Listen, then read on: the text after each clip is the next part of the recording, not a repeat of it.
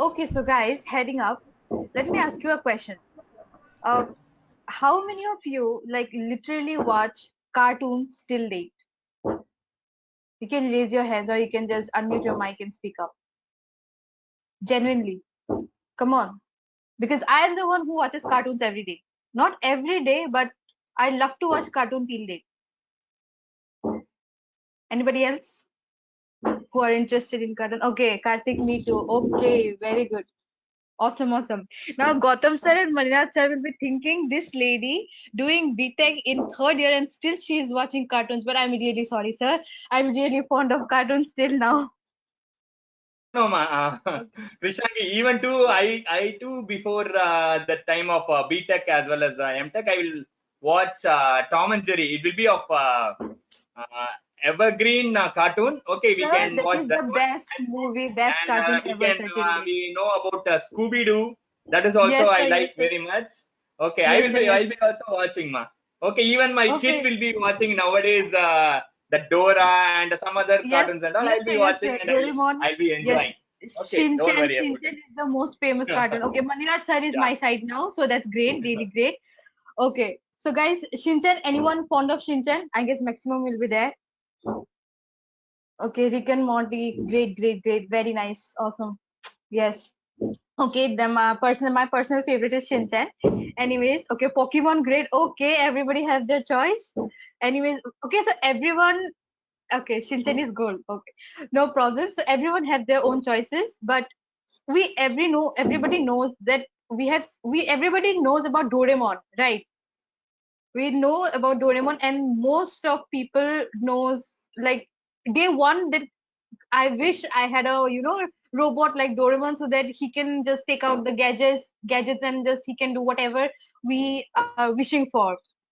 So you till now I guess you people might have known that why I have asked about cartoon and especially Doraemon because this event is based upon robots, right? So let's hear what is the main RPA or what is the main aim of this topic from Lakshita and Smith.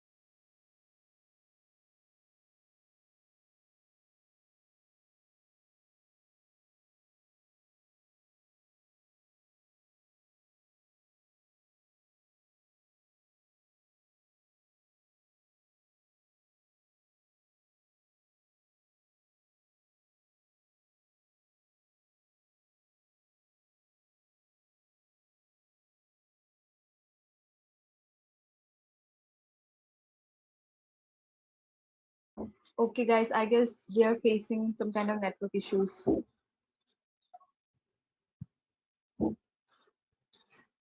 Just wait for a few minutes. Sorry for the inconvenience. And Krishanki, compared to other platform like Zoom or Google Meet, the conception of data, it is taking lot. Yes, sir. Go to Yes, sir. yeah, that is the problem. Actually, even myself also facing the same problem. Yes, yes, Okay, sir. I shifted over Actually, to my modem. Okay, yeah, it is yes, taking too much of data. yes, sir. Yes, sir. Okay, okay, yeah.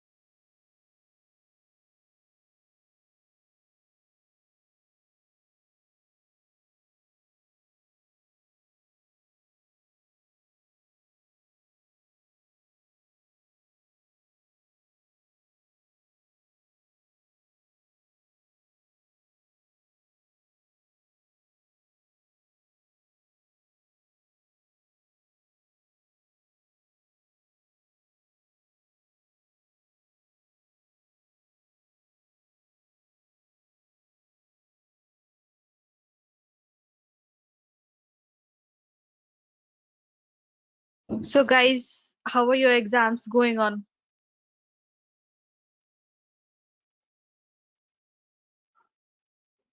Great. Okay. Everybody wants to come to college. I hope so. Very soon. Yes. Can't wait. Okay, very badly. Great responses. We understand. Okay, online is better. One single person who feels online is better. Yes, yes. Even we want, we are dying to come to college.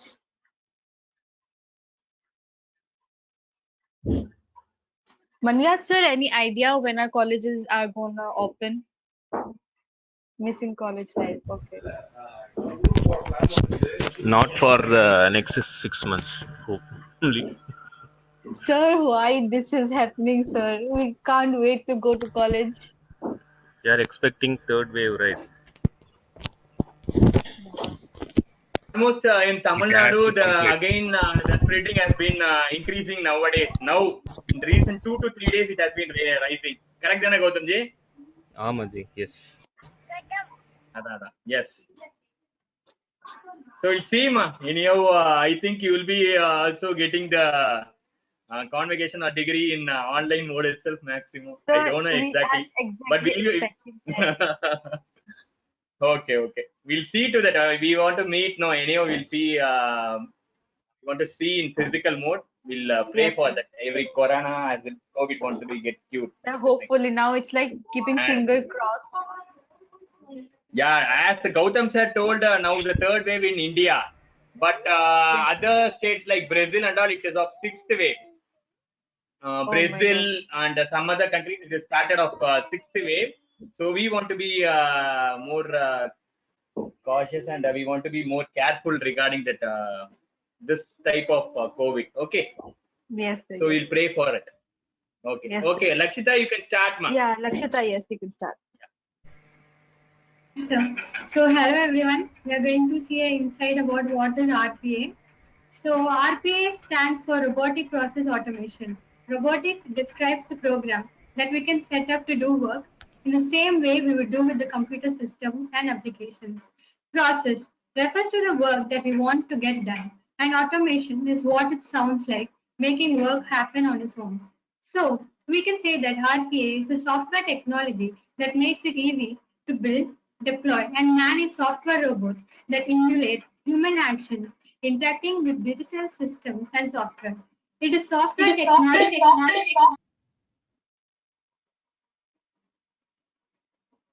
It is software technology that is easy for anyone to use to automate digital tasks. With RPA, software users creates robots or bots that can learn, mimic, and then execute rule-based business processes. With the help of RPA, we will use software robots instead of people to do repetitive and lower value work like logging into applications and systems, moving files and folders, extracting, copying, and inserting data, filling in forms, completing routine analysis and reports. Now, we'll be looking into the difference between traditional automation and RPA automation. Now, first of all, let us know what is traditional automation. Traditional automation is the automation of any repeated task. It combines application integration at a database or infrastructure level. It requires minimal human intervention. Let's understand the difference between RPA and traditional automation. RPA does not require any modification in the existing system or infrastructure, whereas it requires certain customization in the existing IT infrastructure. RPA provides the easy and quick implementation. It requires less amount of time as RPA software is process driven, while traditional automation can take several months for implementation. Test designing and feasibility studies take a longer time. RPA is more efficient option since it can make improvements instantly. On the other hand, traditional automation requires more time, effort, and considerable work. With RPA, users can easily update any business flow due to its simplicity, whereas traditional automation may force users to change various scripts. Hence, the maintenance and updation of this technology can be tough. A user can start using RPA without knowing any programming. RPA allows automation with easy to use flowchart diagram. Therefore, users do not require to remember language syntax and scripting. They only need to focus on the functionalities given under automation. But on the other hand, users are required to have the programming skills to use traditional automation for automating functionalities. Programming language requirement depends upon the type of automation tool. Users need to remember language, syntax, and scripting, traditional automation, and RPA. Now we'll look on how RPA is emerging rapidly. So, with the advent of technology infiltrating every sector, more and more industries are now turning towards robotics and are willing to explore the possibilities of cognitive and artificial intelligence technologies. Robotic process automation is basically a software robot that is equipped with artificial intelligence and machine based learning capabilities that can be used to automate several business processes that are high in volume and repeatable. It is one of the best cutting edge technologies created in the 21st century that saves time, resources, and has a high return on investment by automating routine and rule based tasks. RPA is already delivering high value and achieving significant benefits through its automated solutions. It is predicted that robotic process automation software market will grow by 72% in the next 2 years as 53% of the organizations in the world have already entered the RPA journey. Experts are of the opinion that if we continue at this rate, we will have achieved the universal adoption of RPA by the next 5 years. The benefits of RPA are huge, as you'll be able to see the results of automation and receive high ROI within 12 months, with an average of 20% of full-time equivalent capacity provided by robots. This is of special significance with regard to the recent lockdown that the entire world has experienced. Automation could be the answer to all the different crises that the industries experience and allow them to work remotely without any glitch with the help of RPA. So let us know where RPA is used. Robotic process automation can be used across various sectors due to its diverse application and ability to read data sectors, providing a useful output for business. We are going to look into the key industries that use robotic process automation. Number one, healthcare. RPA can be utilized tremendously within the administrative side of the healthcare sector for patient scheduling, data entry, data management, and many more activities. Credit card processing. Traditional credit card application processing used to take weeks to validate the customer information and approve credit card. The long waiting period was a dissatisfaction to customers and cost to banks. However, with the help of RPA, banks can now process the application within hours. RPA can talk to multiple systems simultaneously to validate the information like required documents, background checks, credit card checks, and take the decisions on the basis of the rules to approve or disapprove the application. In supply chain management, it uses robotic process automation to automate common low-value tasks which streamlines operations in the supply chain and remove human error. RPA allows supply chain to scale up faster so that they can meet supply requirements as demand increases. RPA is now regularly used in human resource to automate processes such as policing or auditing datasets, sending offer letters to job candidates, onboarding new hires, facilitating health plan enrollment, and even creating badges for conference and special events. In retail sector, the offline retail landscape has reported experiencing stagnated growth in conjunction with the online sale booming. RPA technologies can be utilized in the retail sector to boost productivity, improve the overall customer experience, and deliver accurate results for the user. In customer service, it's perhaps the most popular function for RPA implementations. Chatbots, voice assistant devices, and automated call centers are a few examples of how software automation has transformed the face of customer support. However, taking a more holistic approach to automating customer service initiatives can not only streamline other aspects of this function, but enhance the user experience altogether. Now let us look at the advantages of RPA. Number one, scale the business. Managing machines and the number of robots working in the company is much easier than hiring, training, and relocating employees for specific functions. Within the machine's power, we can only replicate the entire operating belt and ensure the scalability of the business to operate on fronts and regions that we would never have imagined if we had a human workforce. Number two, gain productivity. Of course, by automating process using machines, we can achieve much higher productivity peaks depending only on our available resources. Robotic process automation guarantees a production line without interpretations such as since the machines will guide the entire process. Number three, reduce computer company costs. The RPA allows a drastic reduction of costs in the company. This is because with the solution, we have guaranteed efficiency in the application of resources and we dispense labor for automated tasks. In this way, it is possible to reallocate the investment in training and prepare professionals for more complex tasks. Number four, increase the quality of data analysis. Robots can interact with several different sources and databases, allowing them to collect this data and present it in an orderly manner to end users, that is humans. This reduces the possibility of manual errors and guarantees much more quality for the organization's analysis and decision-making power. Number five, maintain the internal structure and systems. Contrary to what many people think, the use of RPA does not extinguish the system, software, services, and platforms we use. In reality, the main objective of using robots is to enhance the use of these tools. Yes, because the robot itself will use them, but they will do all the integration in an automated and much more intelligent way. Now, let us look into the myths about the RPA.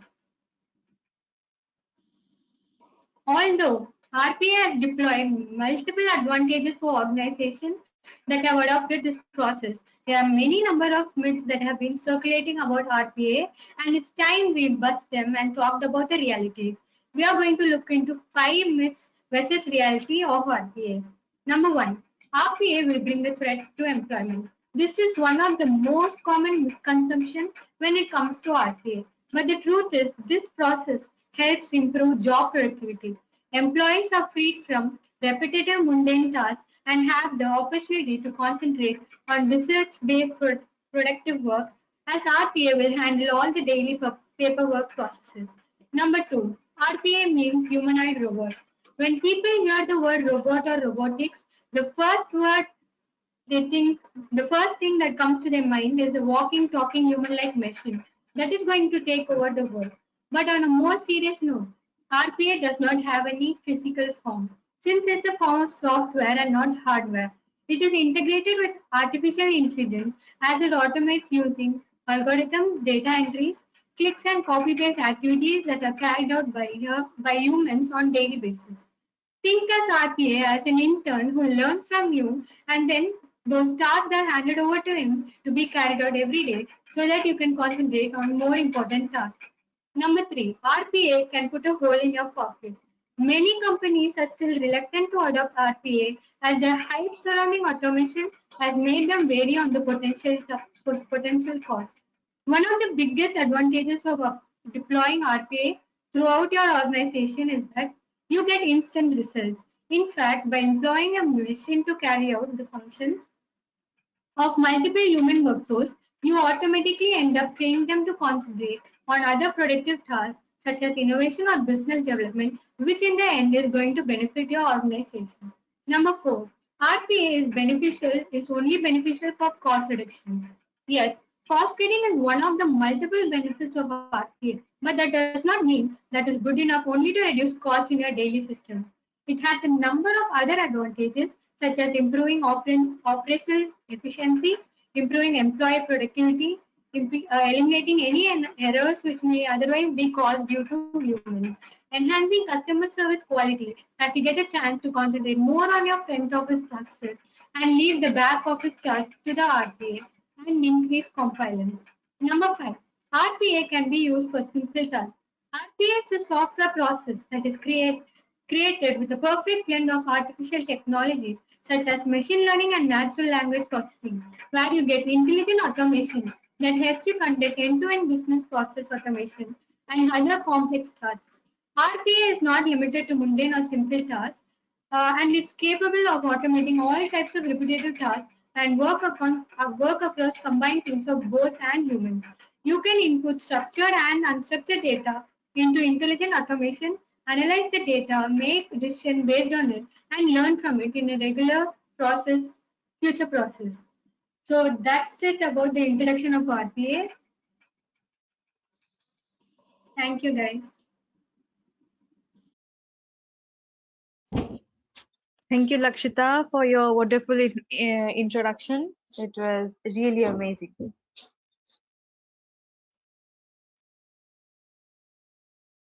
Moving forward, most of you might be aware of the fact hundreds of multinational corporations MNCs are using RPA to automate their business processes. So, which has boosted the demand for RPA professional in this current situation. And knowing this information leads to a question: how are these bots are built? So let's go over these various stages of bot development in a ride with Sharon and Lipisha.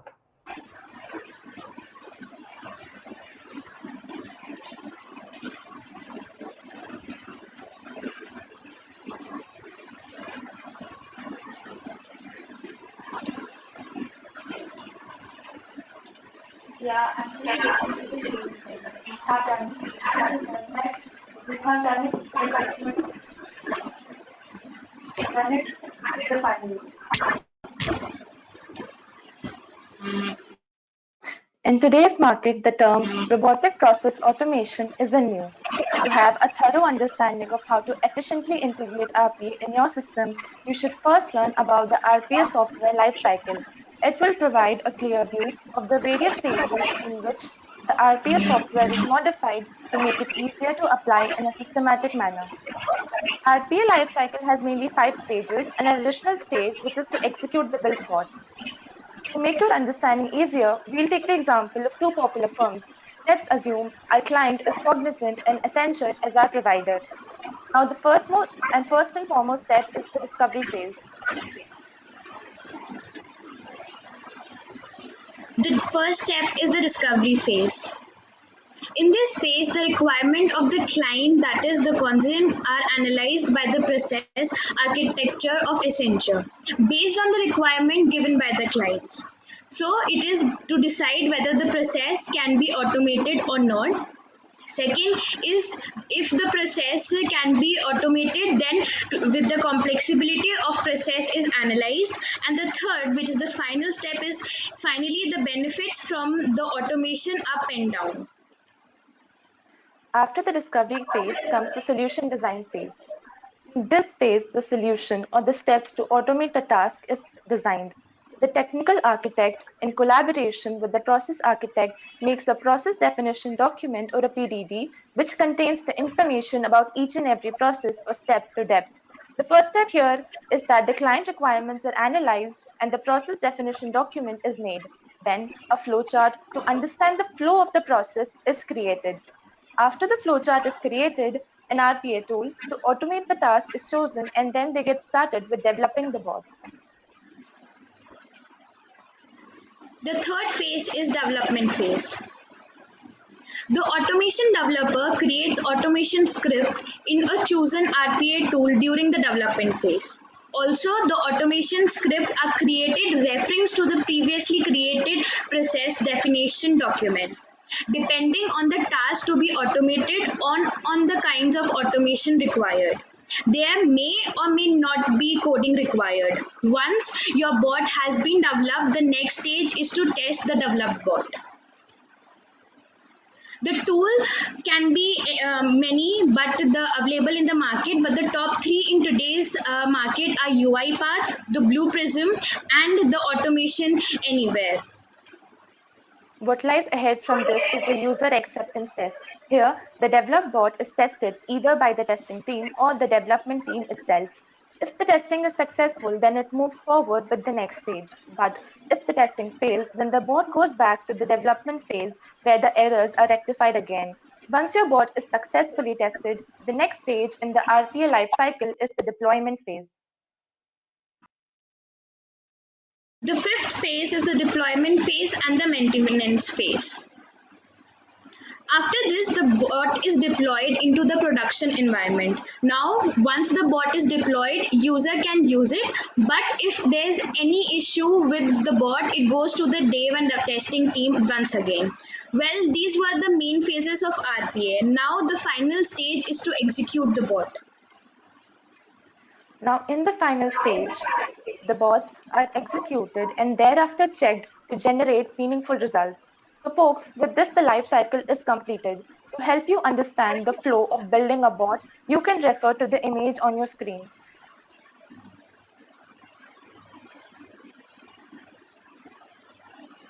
So, I am Lipisha Gupta. And I am Sharon Sarawat signing off.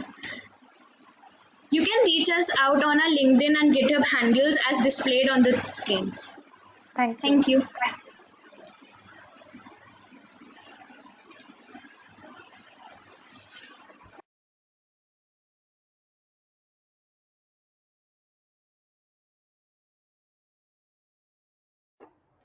Thank you, Lipisha and Sharon, for your intro.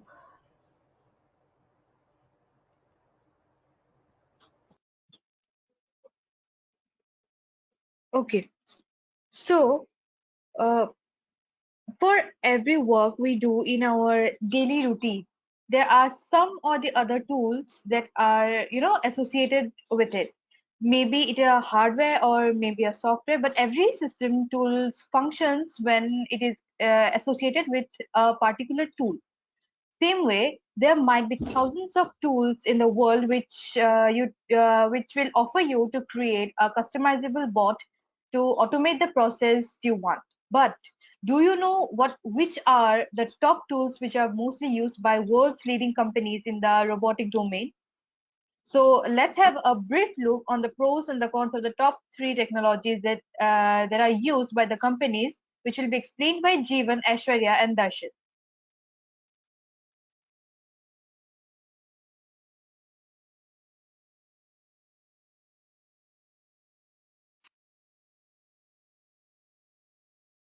Good morning, everyone. Today, I, Aishwarya Shonik, along with Jeevan and Darshil, will be presenting on the topic Robotic Process Automation Tools.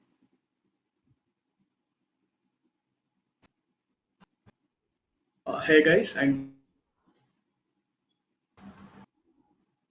yeah, Jivan, you're audible.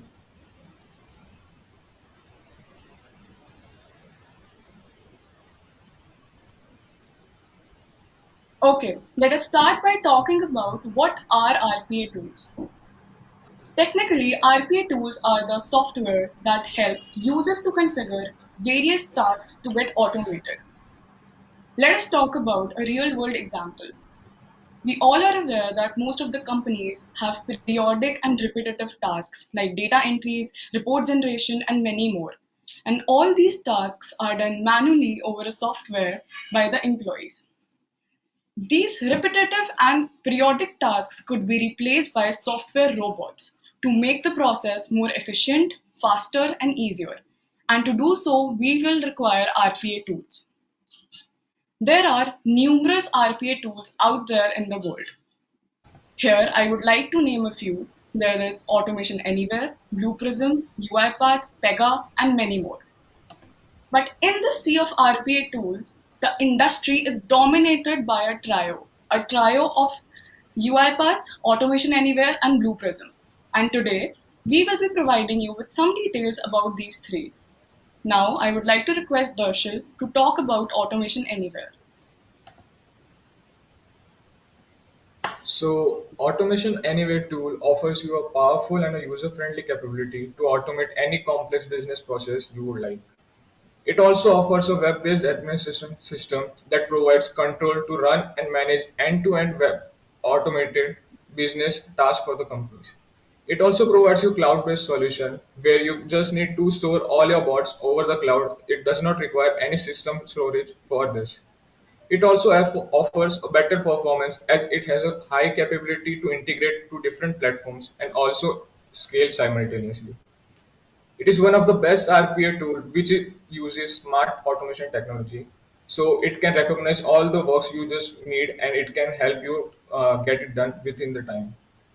It rapidly automates complex and complicated tasks. It is a scriptless automation.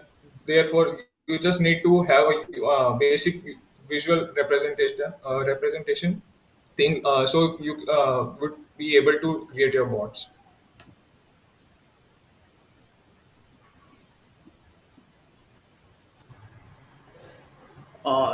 So guys, I'll be talking about Blue Prism. Um, like Aishwarya said, Blue Prism is among the most popular RPA tools that we'll be covering in this presentation. Blue Prism is a UK-based multinational software company. It was founded in 2001. Um, it is used by a lot of businesses for its effective execution speed. It is platform independent so that it can be used on any platform. Blue Prism also supports automation of codes written in mainframe Java and many other web applications and Windows applications as well. It supports all major cloud platforms, robust and feature rich. And another main advantage of Blue Prism is that it doesn't matter if you are not from a programming background, you can still you don't need those skills to implement. Uh, Build highly efficient and automated end-to-end business process. Like I said, a lot of business use it because of its efficiency and execution speed and a lot more. Improved control room to offer real-time feedback. So, after talking about Automation Anywhere and Blue Prism, I would like to talk about UiPath. UiPath is a robotic process automation platform for end-to-end and high-scale automation. It is an open source RPA tool. It can be hosted in a virtual machine or cloud environments. It supports high range of web and desktop applications. You can access it through a mobile or even in the web browser. It supports auto login feature to run the bots. But what makes UiPath the most popular and the most attractive tools among the users? The answer to this question is to use UiPath, you literally required zero coding skills. You don't need to know anything about coding. You just have to draw a workflow like this is how I want my automation to work, and UiPath would do that for you. That's all about UiPath. Now, after listening to all the features of these three main RPA tools out there, you guys must be thinking, how will I decide which is the right tool for me? Because some of you might gonna go for a tool that is famous, or some of you might want to do the exact opposite. You want to go for a tool that is not that mainstream, or you might want to go for a tool that has free versions, right? So provide you with a clearer picture, now Jeevan and Darshil will be providing you with some key points of differentiation among the three tools. After gaining the knowledge, you can decide for your own selves.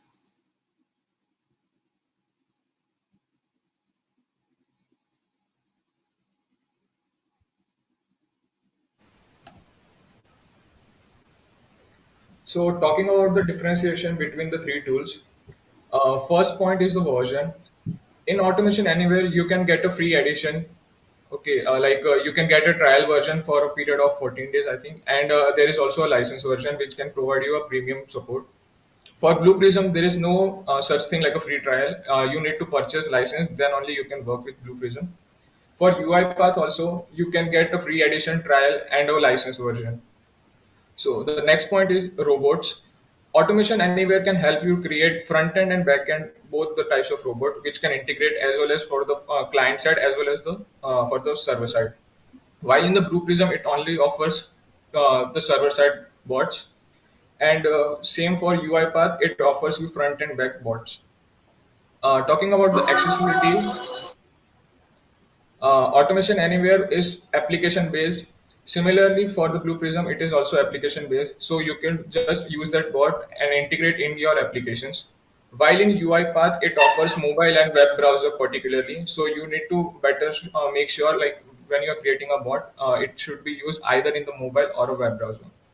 The prerequisites for the Automation Anywhere are like beginner level. There is no require from programming. You just need to have basic activities and visual effects.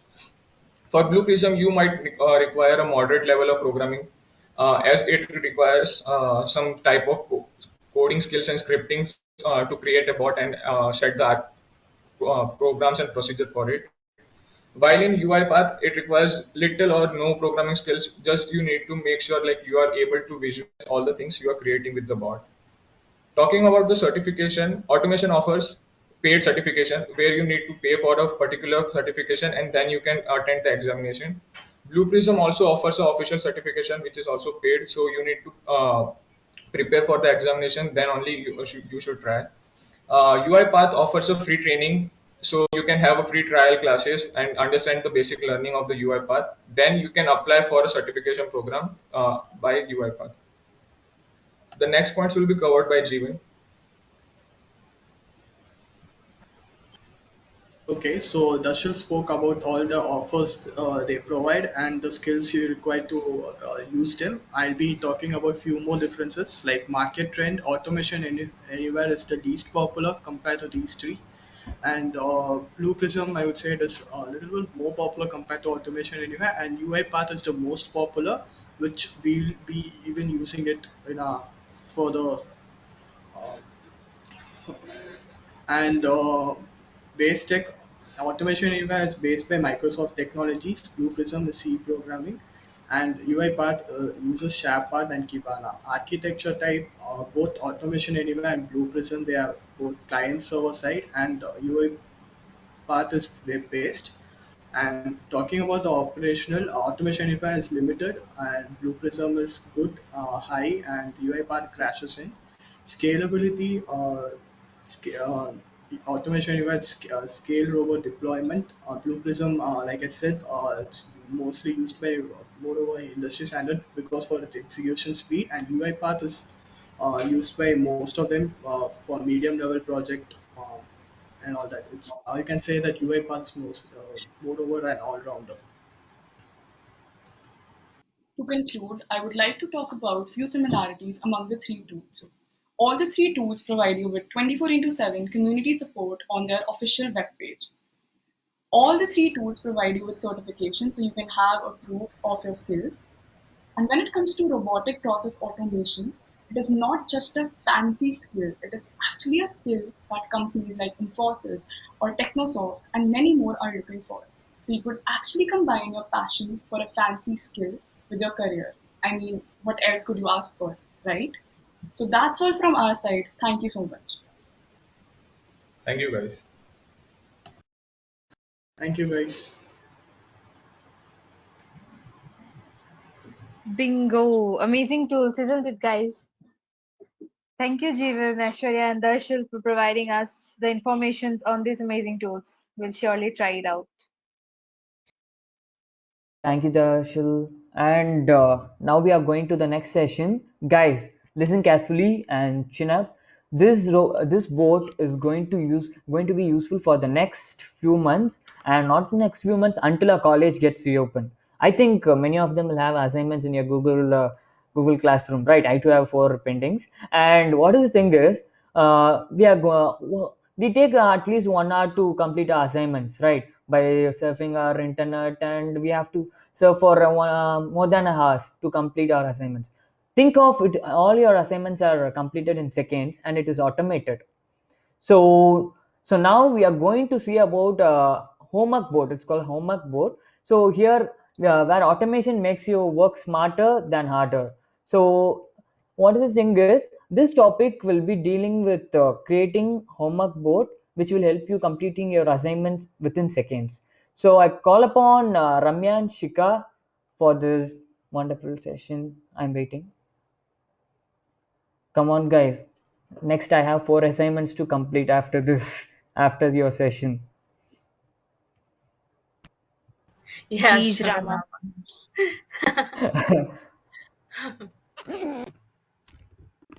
Just a second, guys. I'm just taking out the PPT.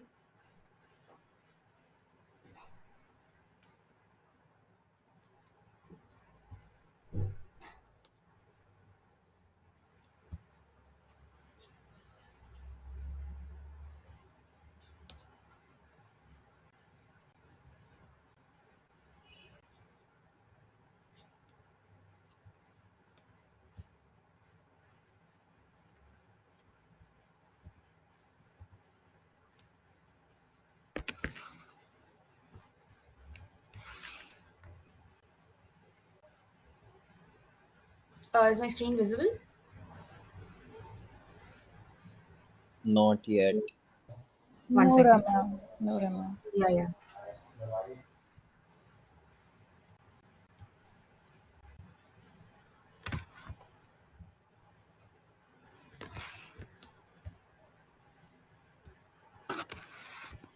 Is it visible now? Yes, it's visible. Okay. Hi everyone. I'm Ramya, Hi everyone, I'm Shikha. and we're gonna be talking to you about a little something called web scraping. So, what is web scraping? It's the process of extracting content from or data from websites and putting into Excel or Word files. Sounds simple, but copying everything, like all 900 pages or something, manually using Control C and Control V is too tedious. Lots of institutions also have something called a plagiarism checker, using which they'll find out whether you've just simply copied the text word to word. So it's going to be hard for you in the future.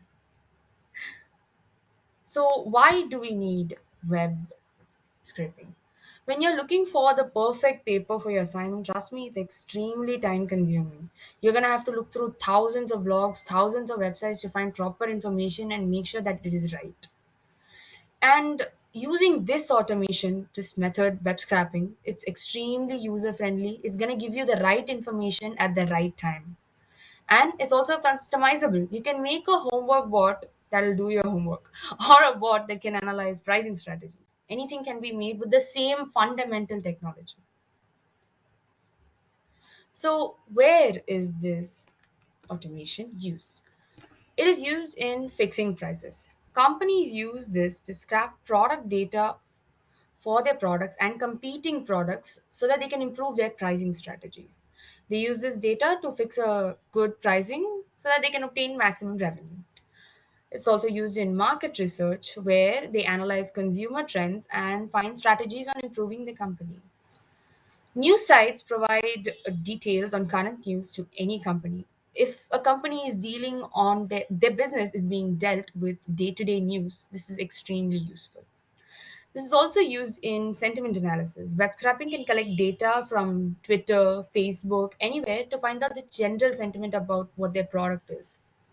And finally, it is also used in email marketing. It can connect email IDs from various sites and send bulk promotional or marketing emails to all of these people who have been registered. So here's something that you can do with web scrapping social media. So sites like Facebook, Twitter, and YouTube, right? They provide their APIs publicly for developers so that they can access their data.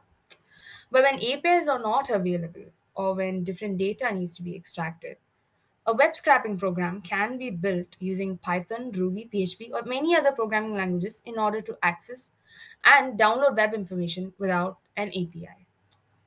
When you're a web developer looking for information on internet for an update or an API method, you don't have to go through loads of websites and blogs.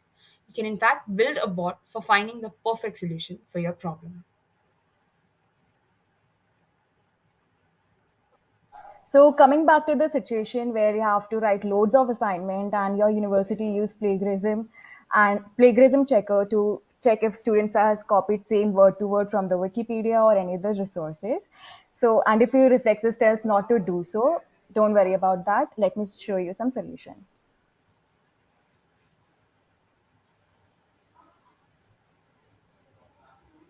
My screen is visible. No, not yet. Just a second. Yes, yes. Nashika, your screen is visible. Now it's visible, yeah. Okay, thank you.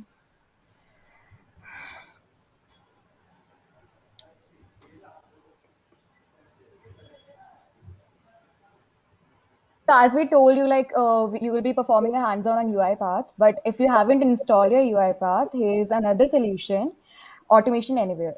So it's a RPA tool where you can perform various action like creating a bot and allow your bot to perform various actions for you and make your work very easy. So let's get started.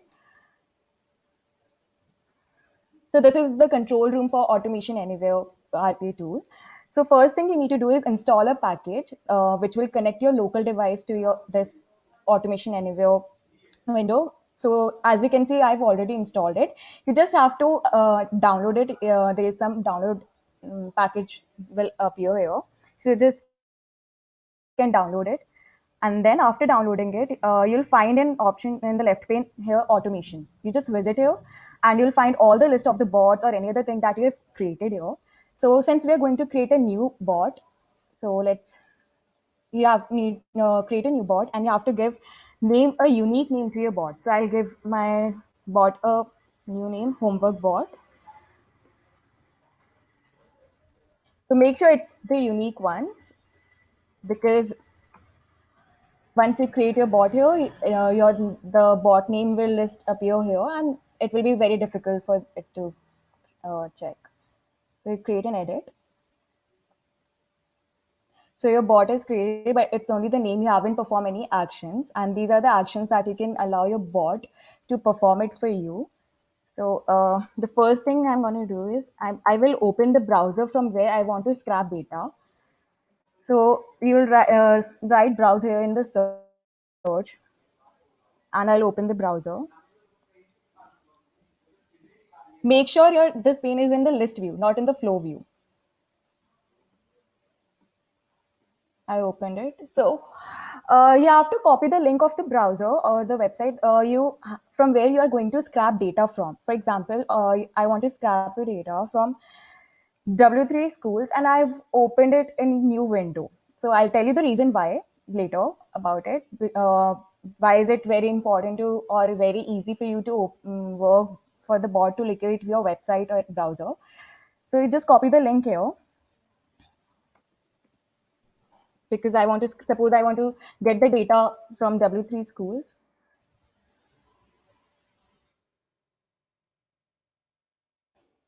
And now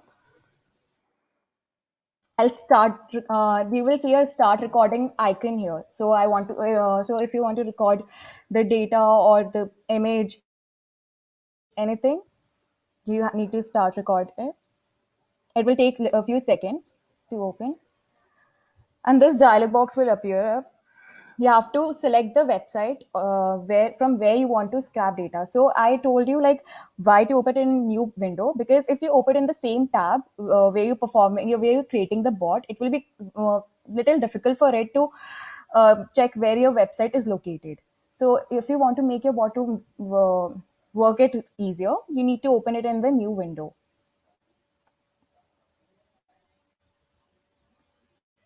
So okay, so if and you can record anything, whether it's image or whether it's image, a list or a whole paragraph, but make sure whatever you're recording is specific. You cannot like just record this whole thing because it will be quite difficult for you to decode it. So suppose if I want to record, I want to capture this thing. Wait.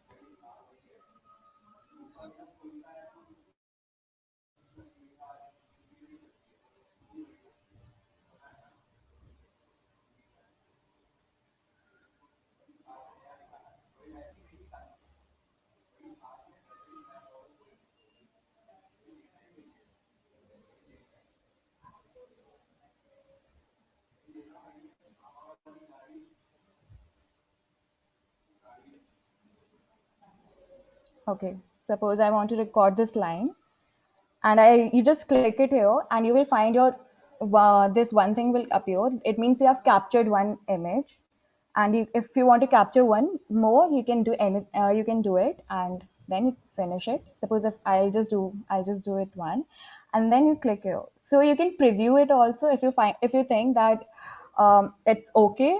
Whatever you want to record, it's fine. Then you can go with it, or else you can just record it again by using this recapture object. But since I think I don't want this, it's not appropriate, so I'll delete this action. And I guess I wanted to record this line, so I got this, and I will work on it.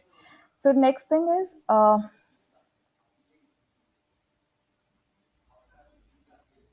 so you will see this thing action to take on object. So you want to get data. So you use get property here, and select the property that stores your inner HTML. Suppose my name property is storing this define an unordered list. That means this text. It can be a control type or a browser type. You just have to store write the property which is storing your data. So in this case it's name, and create a variable so that you can store that property, or you can store that data in this object. So I've created this object, and then next I'll create a file over here.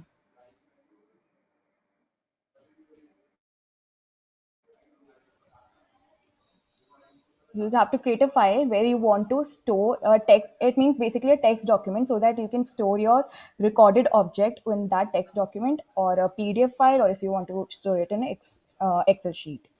So I'll just browse it. So either you can create a new text document, or you can um, alter the existing one. So I'll just alter the existing one. I'll use it as homework bot and overwrite an existing in case if already my homework file is there, so it will overwrite it. And then I'll search for the log2 file to copy the data or that I've scrapped from. And again, I'll choose the same thing.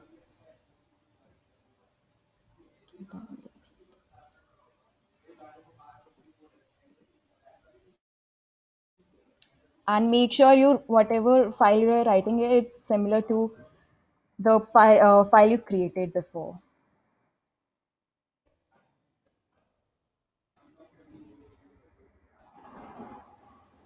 and you enter the variable that you created in recorder capture. You have to enter so that it stores the data, and again overwrite the existing file, and you have to select Unicode. You can also create a message box in case if you want to know if your bot is created or not. You can create a message box over here. Suppose if you want to write your homework bot successfully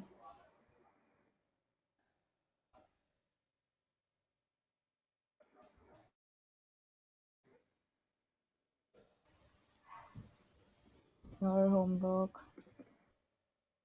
present file homework.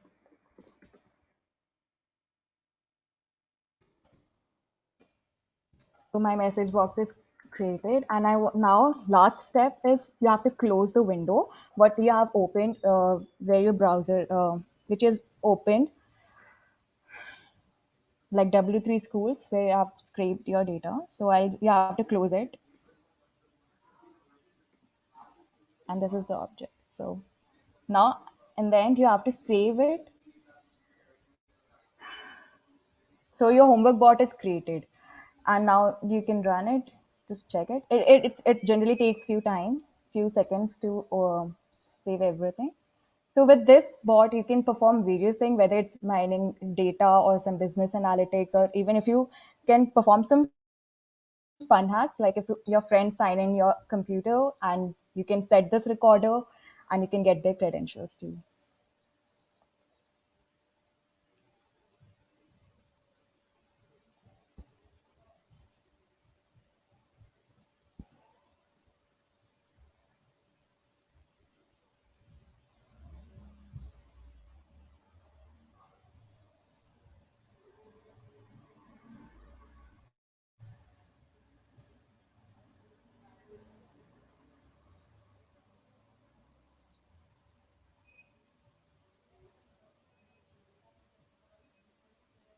So as you can see, it first opened a new browser.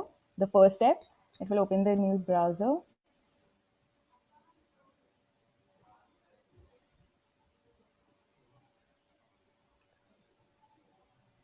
Okay, there's some error over here.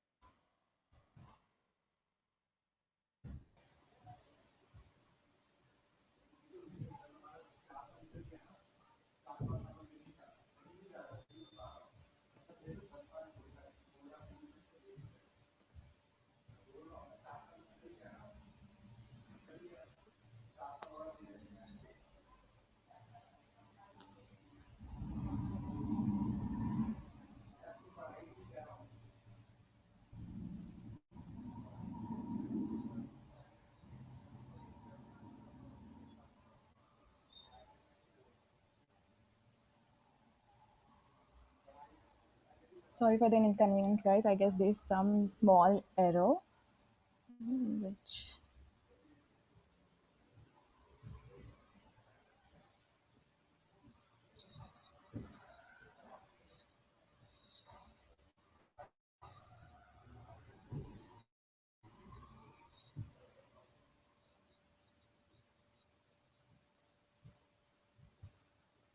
Okay, so you can see the message from the bot we have created.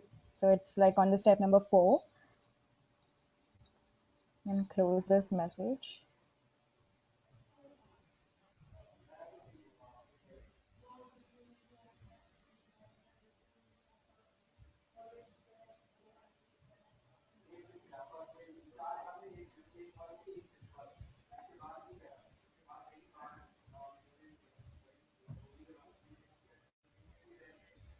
So, okay, your bot has been successfully created and it's like run. So let's check the output, whether it's great or not. So I was homework bot.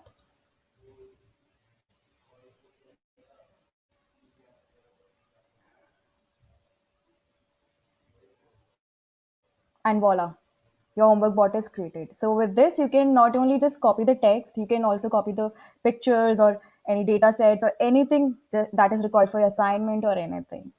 So that's our time, guys.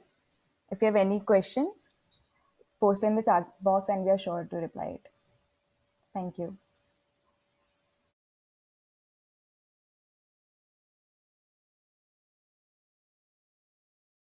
Thank you, Ramya and Shika, for your amazing homework board. So all the credits of my internal assignments will goes to you. You both. Okay, next, everybody have heard about the term UiPath, right? Which is a tool they use for automation, right? So it's an amazing tool for automating complicated time-taking processes. For us, assignment is one of the time-taking processes. So same way, it is used for the in our companies, multinational companies, for automate processes, not only for assignments for us. And in the session, you will get to know how much you can use these wonders to a large extent. So I call upon Kanishk, Saideep, and Vishal for sharing your knowledge. Hello everyone. Am I visible and audible too? Yes, Ganesh, you are both. Yeah. You are Okay. audible. Hello, I'm Kanish Kaushal and Vishal. Yeah, I'm Vishal Vinod Kumar. So today we'll tell you about a UI path interaction. So just a minute, I'm gonna share my screen.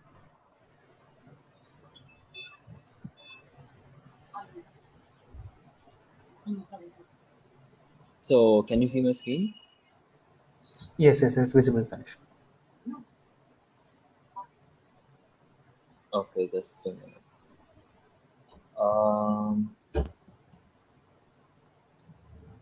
okay.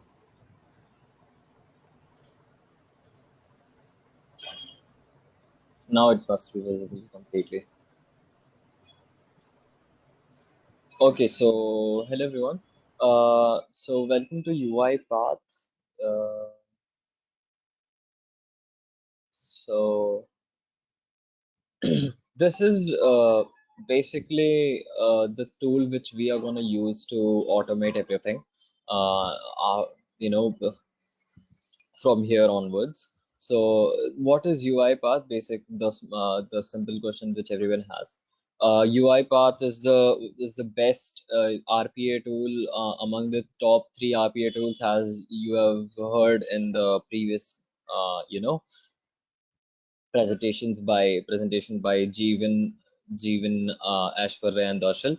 So what for UiPath is used is desktop and web automation, business app and email automation, Citrix text-based and data automation. Basically, all three of them combined. And also, this gives the UiPath has been widely used in big companies and conglomerates. So it's very easy to install UiPath. In this tutorial, I'm gonna tell you how to install it. It's really simple. It's just a piece of cake. You just gotta go to the official website of it, fill in your details, open your mail, and then you'll get the double click. You'll get the setup file. You double click the download file. The setup will initialize. You'll just have to enter your email address, and voila, your UiPath would be installed. Now comes the important part in UiPath. UiPath has 5 types of projects. So one of the 5 types of projects are basically, first starts with the process project, which is basically a blank project to design a new automation project. This is the most simplest type of project in UiPath. This is for the the simplest sequences and all. The second one are the library projects. The library projects are the kind of projects where you can create your own sequences and then use it as a dependencies and other projects. So to explain it further, I'll tell you an example. For example, you have made an automation to go to the Google Chrome and then go to the Google search engine, then to a website, and then to a particular blog, and then scraping the information, as Shikha said. You can scrape, web scraping, basically what I'm talking about. So now in this library project, what you can do is you can use that particular automation into some other project. I'll tell you more about this in just a while. Then comes transactional process project. Transactional processes basically has the projects which require a flow chart diagram. These are the more complicated type of projects when if I'm talking about, like, apart from these two, these three are the ones which are more complicated ones.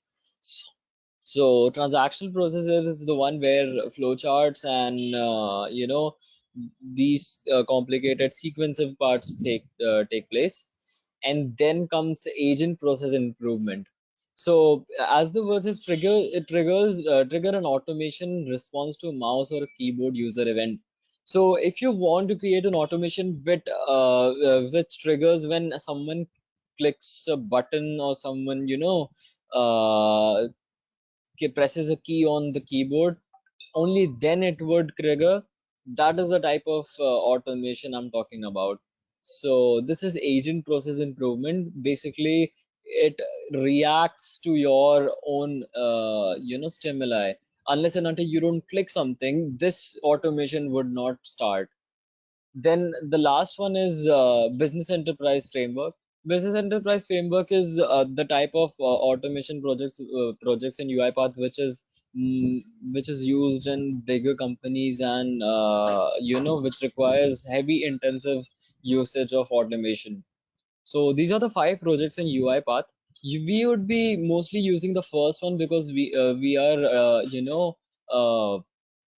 are engaging with the simpler tasks, and we are involved with much more simpler tasks, and not using we're not going to use the later three ones. So moving on. I'm going to tell you how UiPath's UI looks like. So basically, user interface matters the most. So UiPath's UI is pretty simple. It looks really, like it's really complicated, but trust me, it's not that complicated. So can you see my app right now? I've closed the presentation. No, Ganesh, you have to share the screen. You have to share the whole screen. Yeah. Just a minute. Yeah. I'll share my screen just right now.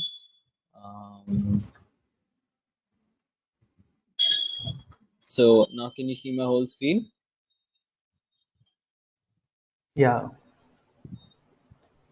Yeah, okay. So I'm going to go to the UiPath itself and tell you how it works. So this is UiPath right now in front of you. So these are the ribbon elements, guys. So I'm talking to you about the elements in UiPath right now. So this is the ribbon pane. This is the activity pane. This is the output pane, and the right one is the components pane. Now I'm gonna talking about ribbon elements. So the first three elements on the status bar, the title bar, are home, design, and debug. So on the home page, you can see we have all these projects and all. And the projects which I was talking about are these: process library, robotic enterprise framework, transactional process, where you can use it as a flowchart diagram, and orchestration process. So these are the type of projects which I was talking about. And then since I have opened the demo process, so this is where home page looks like.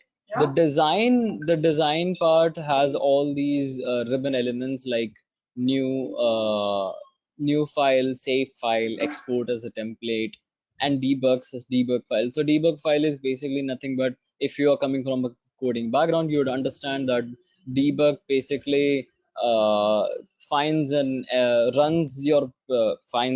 and then runs your program. If there's an error, it will show you the errors itself. Then comes the normal cut, copy, paste actions for your programs, where you can cut anything, copy, paste the things in your sequences. Then comes the managed packages. So this was the thing which I was talking about in my the library projects, where you can create reusable components and publish them together as a library, and library can be added as a dependencies to automation process. So when I was talking about dependencies can be added as an activity, and then those dependencies can be imported to your sequence, and then you can use it as an automation itself. So basically getting another automation to your own automation, and then combining those two automation to create a bigger automation. So that was a lot. Yeah, so that's how packages work. So there are all the other packages as well which you can use in your automation. Then comes recording. I'm not talking about managing entities, because at the moment we don't need to talk about entities right now, because this is something which deals with something more complicated. Recording is basically like how Shikha explained in her an activity one, in web scraping one.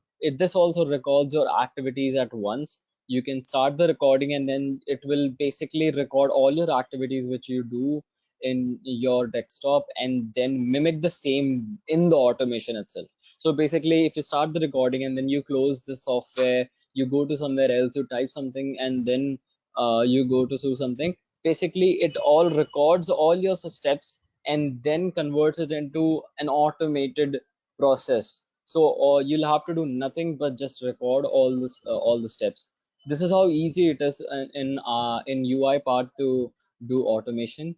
Screen scraping and data scraping are nothing but anything which you gotta get from the display, or data from some Excel sheets and all. These are used for them. User events are one where on click element, on key press element. I'll tell you something about these. So on click element works like this. If I want to go and I want to go click on this UI path interaction thing, so just a minute. So this will just go and then click on that part. So basically you can see this has created a sequence, and then it will go and click on this part. So this is how easy user events work with it.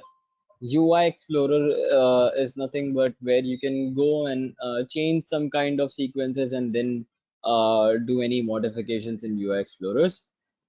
Remove unused. This is self-explanatory. If any sequences which are unused and any commands are unused, this will remove them. Analyze file is basically another part of debug, where it will give you more detailed analysis of your automation. Export to Excel works, basically your sequences would be exported to Excel in an Excel format. And for publish, lastly, the publish does just basically publishes your automation to it one. That's it from my side. My name is Kanish Kaushal. Hello everyone. I'll be telling you guys about the activity components. The Kanish, can you share the PPT? Can you present the PPT, please? Yeah, just a minute, just a minute.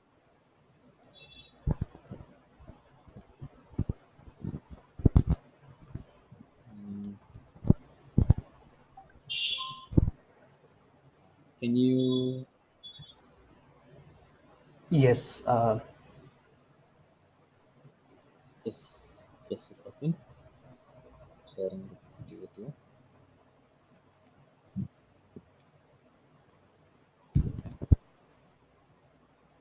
Yeah. So yes, guys, I'll be talking to you guys about the activity components. So activity components or the activity pane, because the whole UI is made of panes. So the activity pane is one of the most important panes which you'll be using to make any process or an automation which you want. So mostly in what you can do with automation activity pane is you can integrate apps, like you can integrate a browser to your process, or you can attach a Excel sheet to your process. For example, you need automation to add everything in your Excel sheet, or add two numbers, simply add two numbers. In the end, I will show you one of the processes which I made. It's really simple.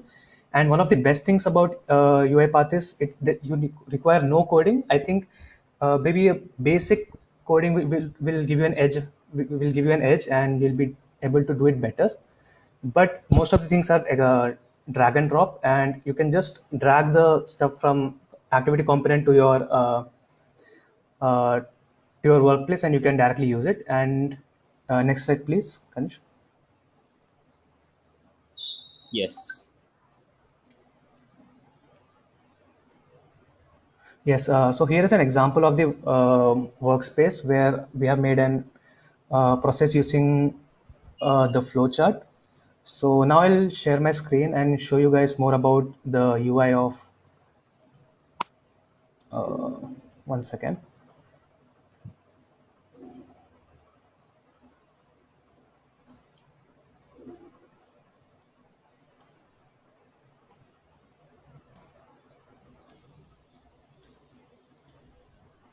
Uh, can you guys see my screen right now? Yes, yes. Yes. So as you can see, guys, over here, it will be on projects. You have to click on activities. So you guys can see there are a lot of activities which you guys can use. So for example, you have, when you click on available, you have user events where you can request for an input from the user. For example, I have created an process over here which simply just adds two numbers. It's as simple as that. It will ask you for an input, and then you'll just simply add. You can, and as you can see, guys, it is simply drag and drop. I'll just run this program right now.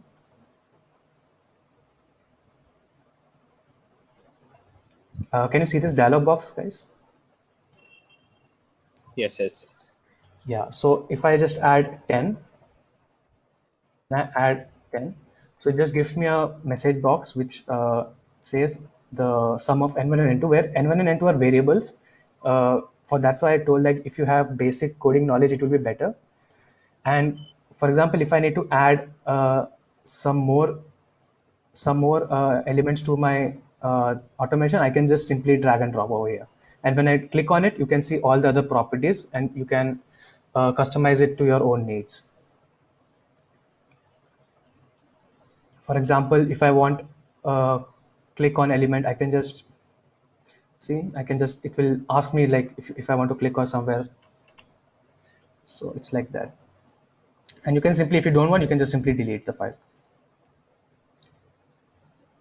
So that's it from my side, guys. Hope you guys understood the UiPath GUI better. If you guys have any doubts, you guys can post in the comment section. Yes.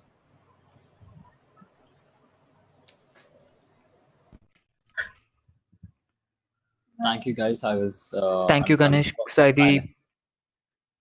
Thank you, guys. Thank you, Ganesh Saidi, Vishal, for sharing your knowledgeable information with us.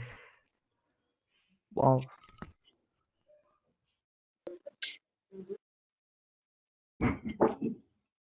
Okay, so guys, imagine a situation where you are running out of time, okay, and you have a very important task to do, but at the same time you are having an online class to attend.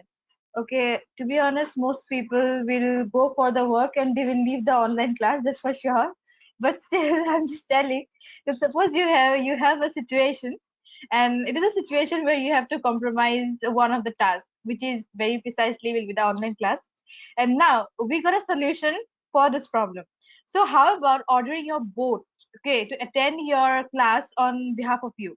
So to know more about it, let's hear it from Nikhil and Jayant. So hey guys, this is Jain Somuri. Hey guys, this is Nikhil Mupri. So till now you came across so much about automation. Now let's see a hands-on on web automation. Since everything is online, from the time we get off the bed, we are used to do the same thing every day on our web pages. It may be refreshing the screen to attending the online classes.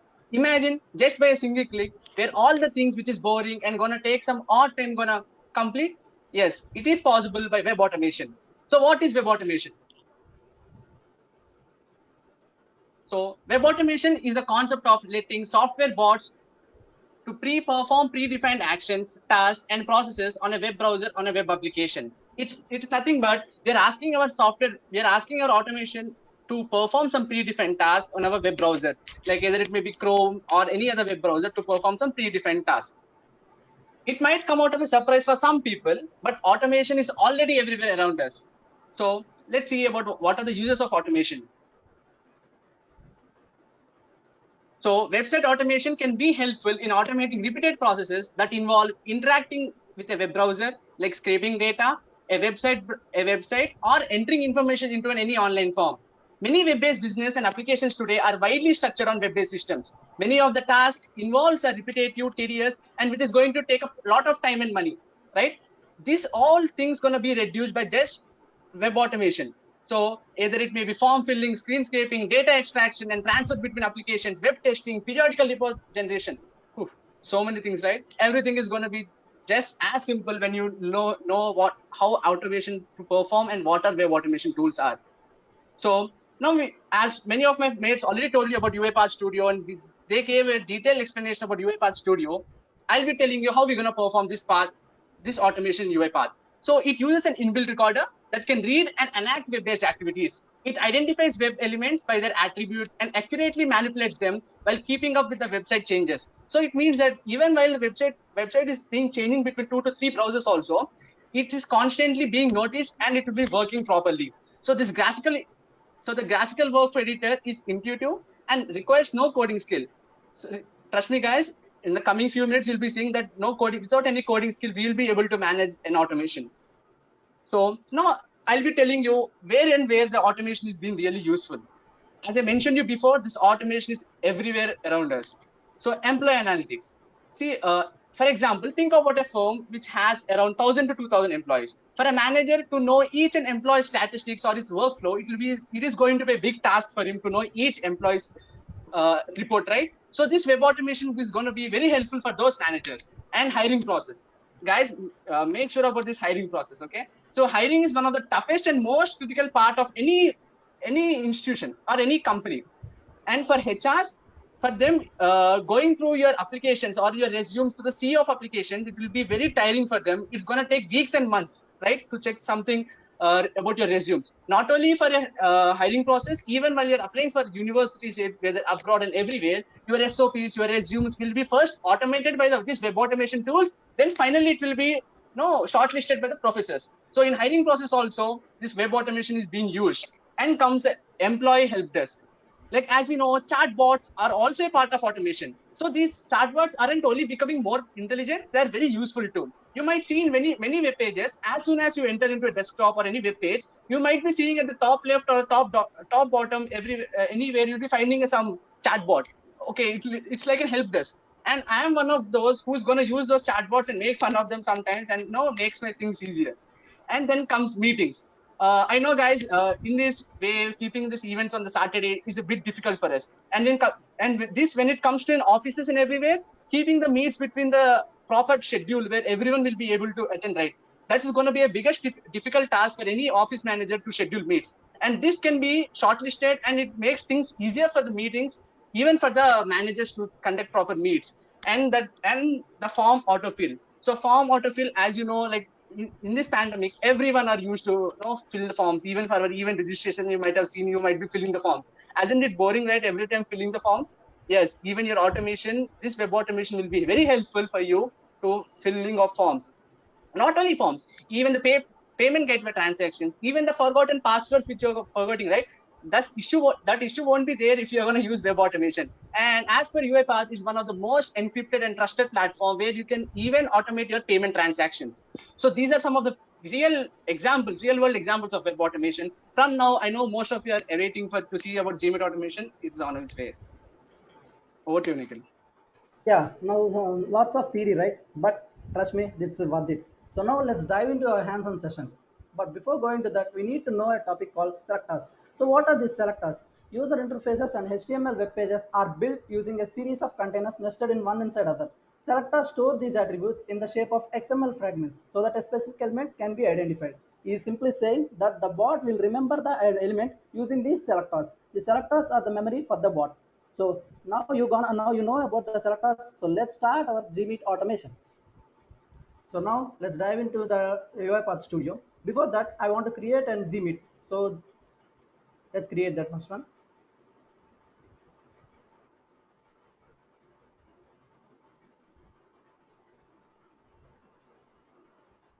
Now I'm going to googlemeet.com. I'm already signed into my browser. I'm starting an instant meeting. As you see here, I am the only person in this meet. Now imagine that it's a Google Meet. So in which we need to join. So now let's start the automating process for this joining of the meet. So let's shift to our studio.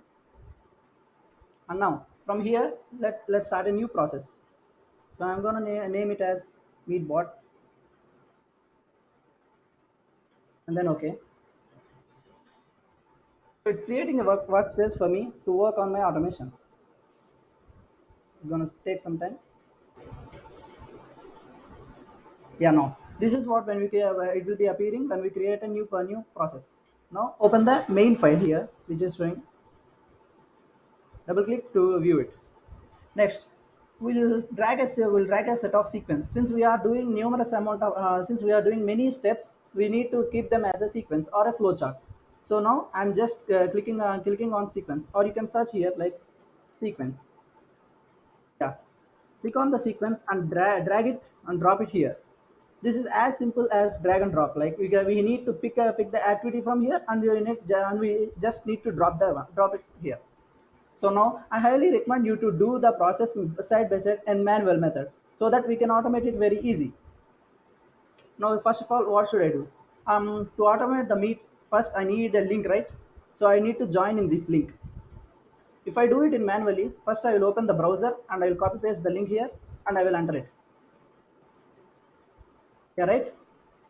So let's automate this in the Google Meets. First of all I am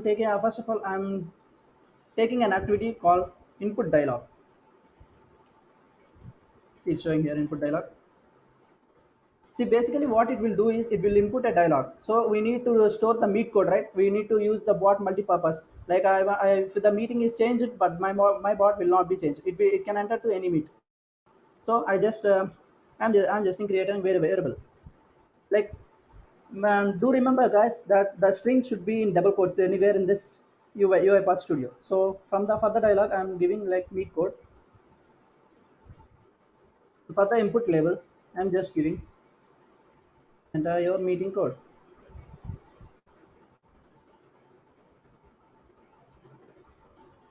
And now for the type, let's leave it as text box since we need only text box. And now, as you know about, I hope you know about variables. It's like variables are nothing but these stores the variables. These store the value, right? We can create a variable by clicking on this variable section down below, like creating the variable, or we can create easily by clicking here on press Control K. Like see, I pressed Control K and now it's giving the variable. So I'm naming the variable as meet code. Yeah. Now the input dialog has been set. Now it should open the browser, right?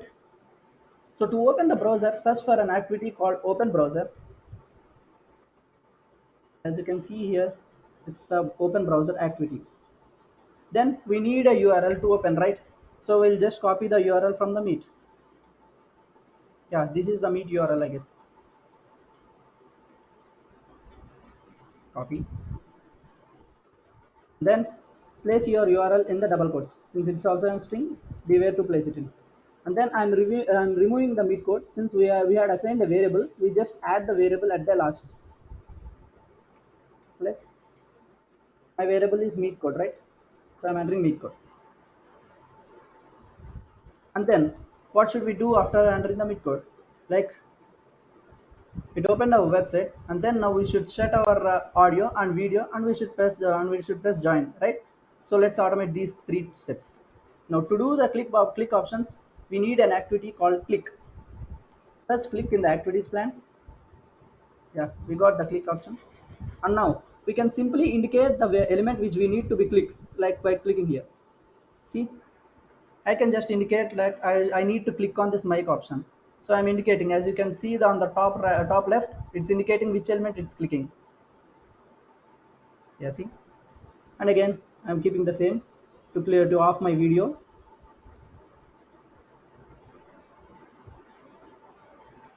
One more click even to join.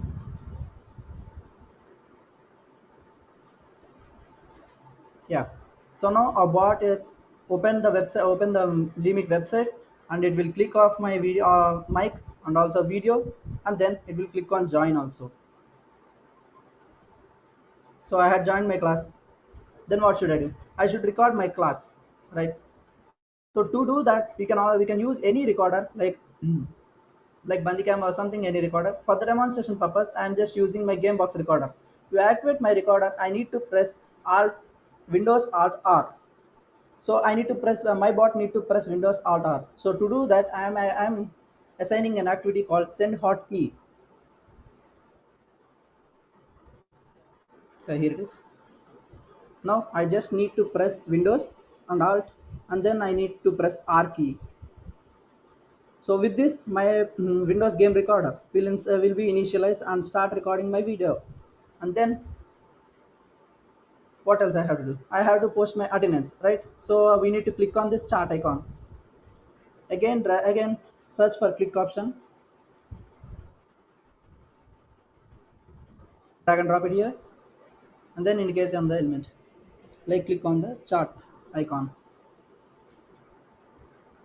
And now our chat box is open. Then we need to type our message in this chat area, right? So to do the task, we had an activity called type into. Here it is. So I dragged it. Now we need to indicate where it should type, like I'm indicating here. And then be aware, like you should enter the message, or otherwise it will not type anything. So I need to assign like register number 1 is present, right? And then it should send, right? So after entering the message, like it should send this key. So again, what we should do? We should drag and drop a click option and indicate the send button. So with this, the bot will successfully send. With this, the bot will successfully also send the message, a present message. Then we need to save our recording. So I can save my recording by again pressing Windows Alt R. To do that, I am repeating the same activity, like send hotkey. You can also find your recently used activities in the activity pane. It's quite easy, right? Like I need to press Windows Alt and then R. So my recording will be saved in the Windows Gamebox console. So now I should exit the Meet. To do that, again I will drag and drop click option and indicate the exit button. Yeah. So now my Meet attendance bot has been completed. So before going to that, we might have an observe that if you had a poor network connection or something, the website will load some delay. So we need our bot to wait until the website loaded. So to do that, I'm giving a option activity called delay. So basically, what it will do is it will just wait. It will just wait the web browser to open. Like to open the web browser, I am giving. So in the property span, you should give the delay as specified, like hours and minutes and semicolon and seconds. So I am giving 3 seconds delay to open my web browser, and then again I'm giving delay after the join. It will take some time to join the meet now. So again I'm giving the delay option. Similarly, hours, minutes, and then I am again giving 2 seconds so that it will join.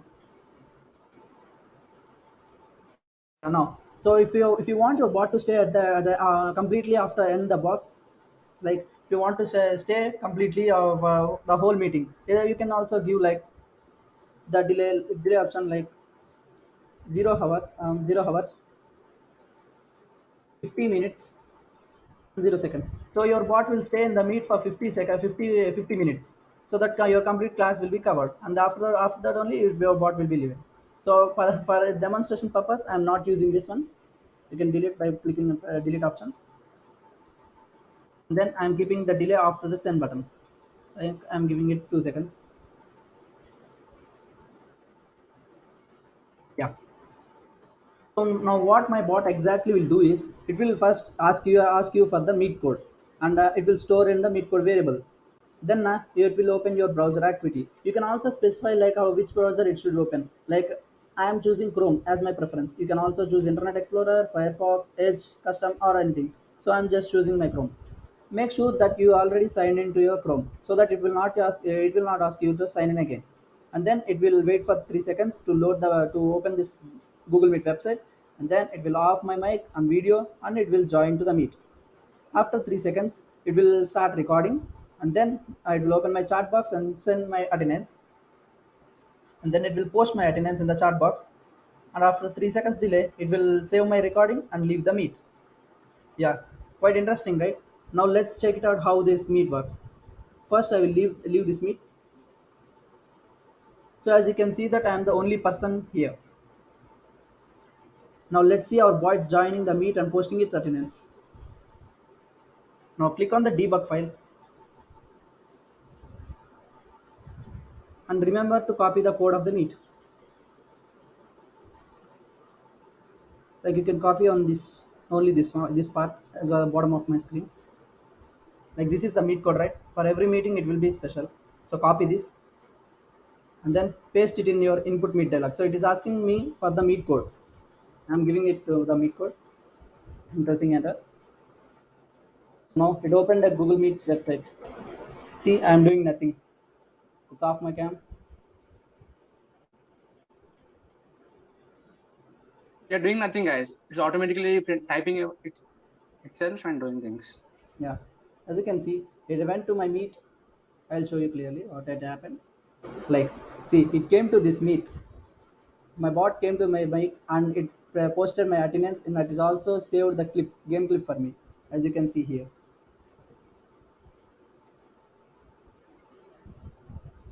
You It can see it, right? automatically Suppose doing itself. if you're gonna keep it for 50 minutes, it's gonna record whole class It was and going to record whole it's gonna 50 be very minutes helpful and save sometimes. the recording.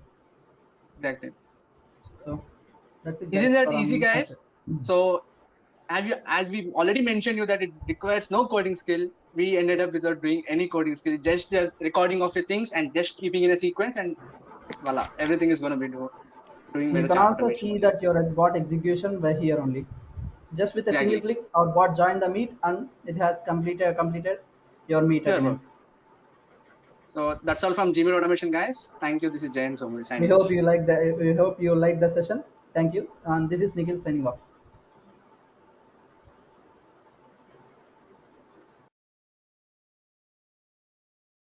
Well, it was really an amazing solution for simultaneous work. Thanks, Nikhil and Jan, for sharing this idea with us. It seems like from now onwards, GVDs will be very cool for us.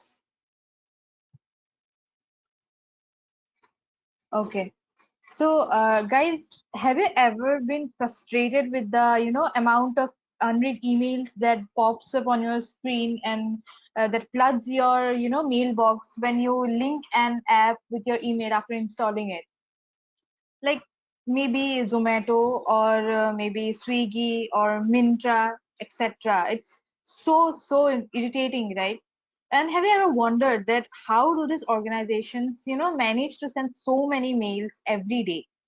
So with that thought, in keeping in mind, let's get into our next hands-on session on email automation, which will be taken up by Amrita and Shweta.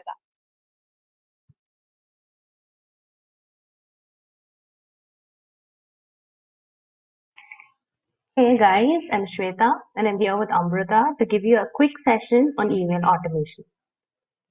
Despite the rise of so many digital channels, email still remains the most popular means of communication. Why do you think I say this? Let's start this session with a fun fact. Did you know that in 2020, the number of email users reached the 6 billion mark? This means that you can communicate with about 50% of the world's population through email. Now that I've told you how important email is to an organization, let's see what email automation really is. Email automation is nothing but a powerful marketing automation tool that lets you send the right message to the right person at the right time without any manual intervention. Where do you think is email automation used? Email automation is used in almost each and every single organization that you see in your day-to-day life. Say you are Facebook and you want to send an email each time a person signs up, and you need to welcome them to Facebook, show them around, so on and so forth. It would be a total waste of time if you're actually gonna sit and create and send an email every time a person joins. Instead of this, you can have an email automation bot that will send an email automatically every time a person signs up. Why do we need email automation? As I told you, it helps you to send customized emails. You can be free from the boring, repetitive work, and it helps you send a personalized and hyper-relevant content to the readers. Moving on, I gave you an example of a big organization. Now let's see how email automation can be used in our day-to-day life.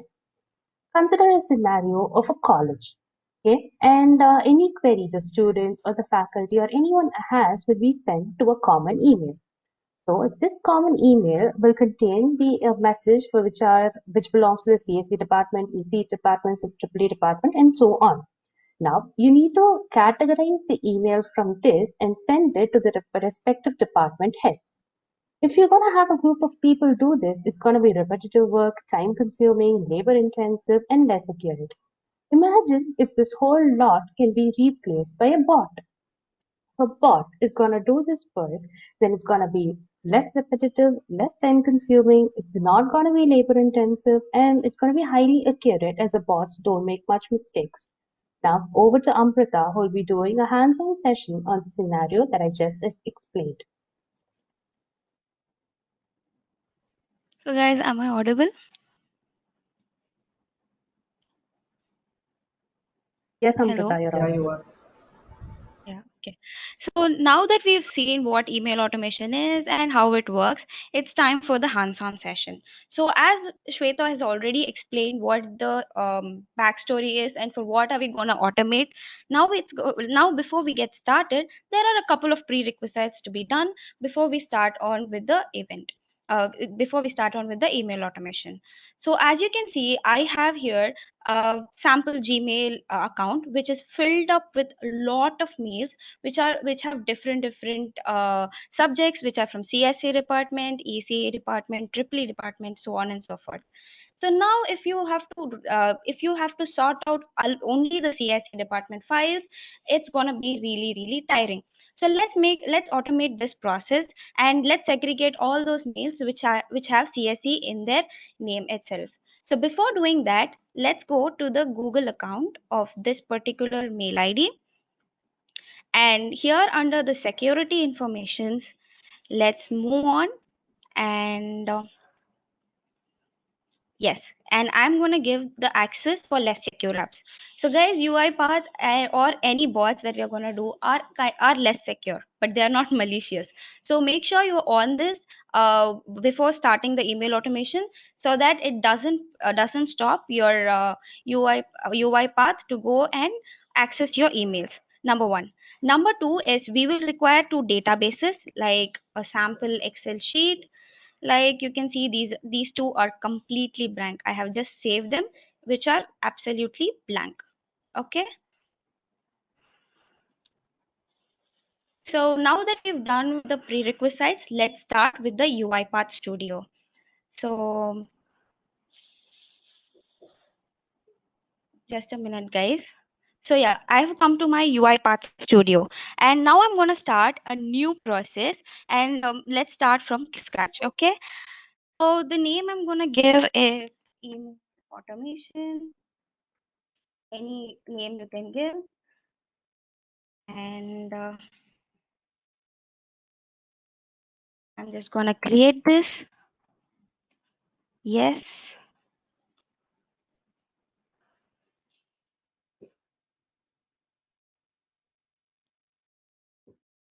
Okay, so now we are in UiPath Studio, as you can see. Now I have the main, let me open the project, which is the main.xml file. As you've already seen a couple of other demos, I think this will be really easy for you to understand now. So as usual, let's start from the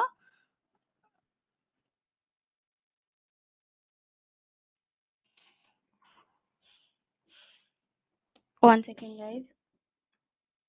So yeah, I just have the flow chart. So I'm just going to start dragging and dropping it into the assign. Okay. Yes, the flow chart is there. I have the start option, and now I'm going to start creating my sequence. So there we have the sequence. I'm just going to drop it. And before we get started, I'll just make sure that you give this start connection to your sequence so that you don't miss out anything. So now that is done, let me double click and open the sequence over here.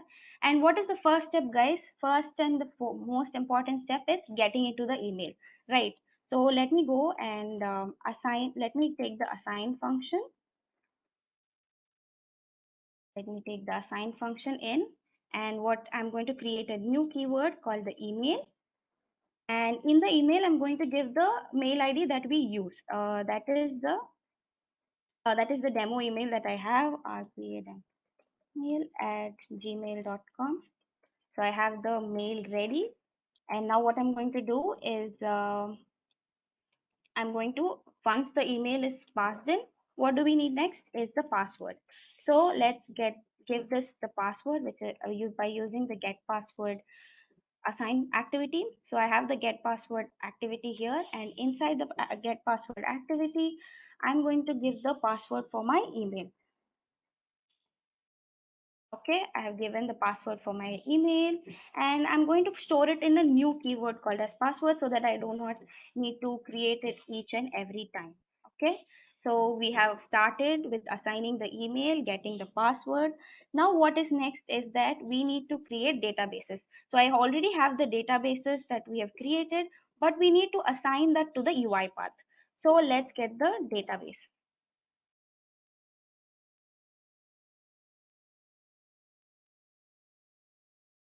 Sorry guys, it's build data table. Yes, I'm just going to get the data table. So since we have two data tables, I'm going to assign two data tables. So the first thing, and I'm going to give this a keyword as BT1. And for the second thing, I'm going to give this as the DT2. New keyword as usual, Control K and BT2. And I'll also make sure that we just view the table once, and this is an integer type. So since both, I'm going to take the from address and the subject from the emails. So I'm just going to take the string from both of them. So I'll just take string from here as well. So I'll just change it to string. Okay. And similarly for this data table as well, I'm just going to change it to string. So now that we have built the data tables, we have passed through the email. What is the next thing that we need to do is the get IMAP mails. So first for Gmail, guys, do remember if it was for Outlook, you will have a direct function for Outlook. As you can see, if I type Outlook, you have direct access to Outlook. But Gmail comes under the IMAP function. So let me get the get IMAP mail messages is what we are going to use. So I have the get IMAP mail messages function over here. And now the port address for Gmail is 993. This you can just search it on Google, guys. You need not remember all this. But since we have already since Gmail is something that we automate regularly, 993 is the port number for Gmail, and the server is going to be imap.gmail.com. Okay, this is the server. Now the logon credentials is going to be the keywords that we already have saved, the same email, same password.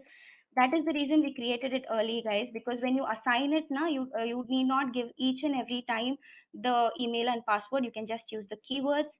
And then what now comes the most important part. What are we going to do? We are going to read the top. We are going to, this is like, we are going to take all the 100 messages. I'm going to take the top, let's say 10 mails from my mailbox. So let's just quickly go and look at our mailbox that we have. Once.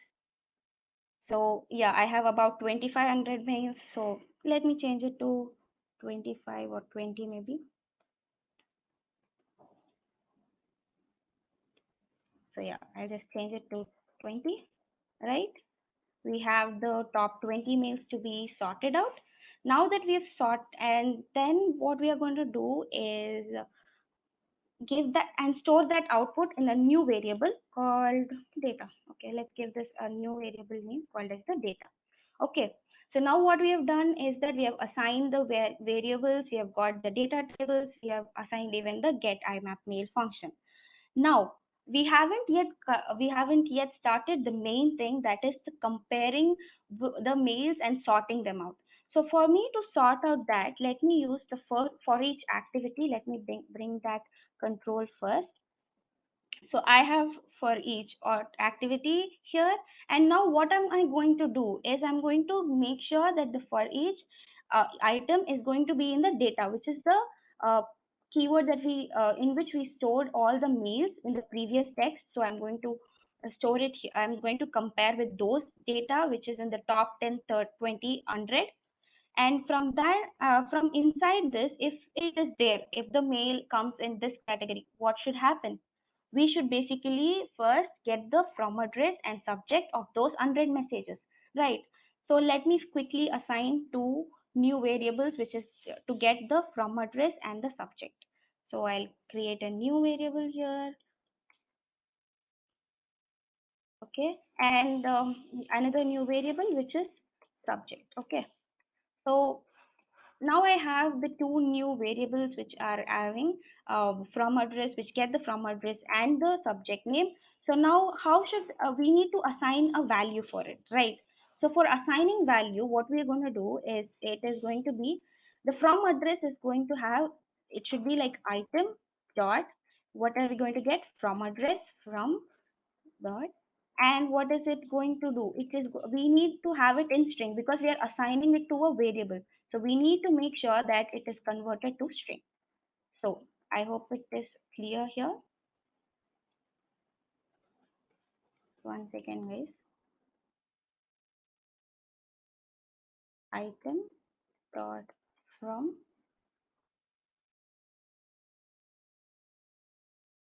Okay, yeah. So here we have missed one thing, guys. If you have noticed one thing, the data type here, we haven't changed. The reason why we are getting an error here is because we haven't specified the type argument for the data variable. So it is here currently in object or it is in boolean. But see, boolean, string, and object is not the mail messages. So we need to browse for the new data type. What is the new data type that we have? It is going to be the system, that is the mail messages. So we are now here, data symbolizes the entire mail, right? So let me get the system.net.mail. mail message. So as you can see here, this is the type argument that we are going to give. And now you can see the error is gone, right? Let me just finish it off, finish this off.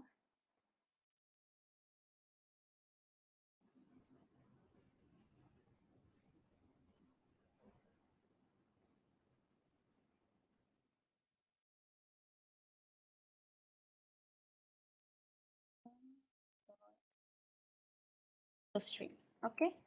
Similarly, I'm going to do the same for the subject. What we're going to get here is item dot subject. So we need to get the subject from the mails and we need to convert it to string, correct?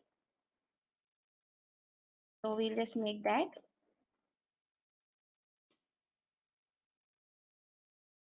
Okay, so we have now created the assign. We have assigned the, okay, one second.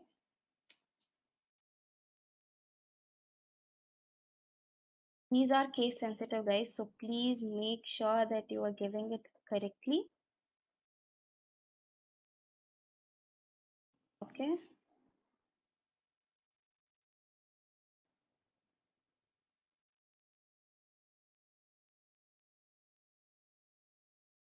Okay, there is an error here. Okay, okay. I just,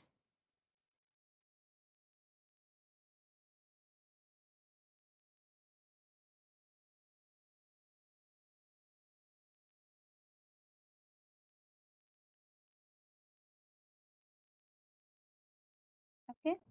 So now that we have assigned it properly, guys, please make sure that you give the keywords in correct case because they are case sensitive. So once we have assigned them, now what we're going to do is get the if function. So I'll just get the if function. So now now that we've got the subject and prompt, what we are going to do is get the condition. So what is the condition? We are going to compare the subject. So we are going to see if the subject contains, if the subject contains word, the keyword CSE. So I'm going to write it here, like if the subject contains CSE, then what are we going to do? We are going to add that in the database. So for that, what we need to write? We need to add a data row. So add data row. We need to add a data row. And in the add data row, make sure that what and all I'm going to add in the data row, the two variables that we have taken. What is those? From address and the subject. And then what we are going to do next is we are going to add it to the data table 1, which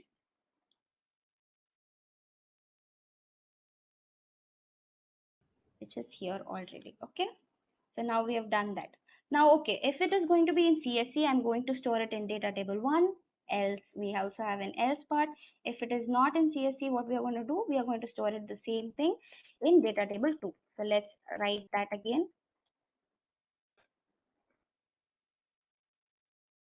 And we are going to store it in DT2.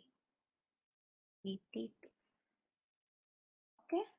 So that's done. So we have also condition, we have also given our if condition to write though, to check for the condition and write it accordingly. Now what we are going to do is get the Excel application scope because we need to make sure that they get properly assigned. So I'm going to get into the Excel application scope because I'll also make sure so that we'll make sure that we assign the saved one. So we have already saved our book 1, so I'll just add that. So I've given the location where I'm going to give the Excel scope. That is done. And what we are going to do is I'll add another Excel scope as well at the same time where I'm going to make sure that I'm going to add the book 2, which is the other Excel sheet where we are going to have the non-CSA department mails. So I'll get that one as well. Okay, and now what to do? Like, okay, we've got the Excel scope. What should we do? We need to add the right, we have to write the range, right? So where, in what range should I write all these functions? So I'll bring the right range function into this. Okay, so I have the right range. It's going to store in sheet 1 of A1. And what is the data table? We've already created the name BT1. We have already created the keyword BT1. And similarly here as well, I'll store it in BT2. Okay, what are A1? These are nothing but the Excel row numbers. So I'll just, you can change it to A1, A2, whatever you feel like. So I'll just make sure. So I'll just give a line graph on the top so that it will become easier. And now that we have also given the application scope, everything seems to be done. Wait a minute, we have not yet sent these. So now the thing is that we have sorted and we are writing it into the two different Excel sheets.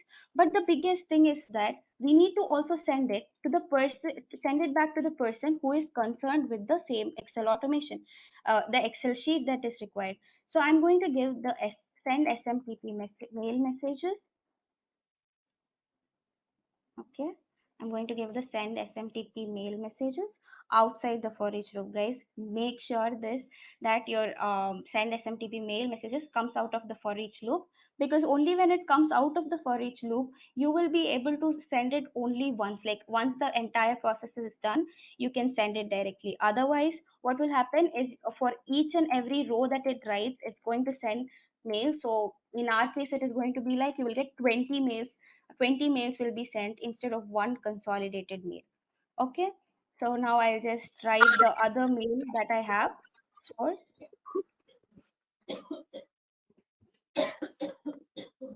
Okay, I'll give the subject as CSE mails,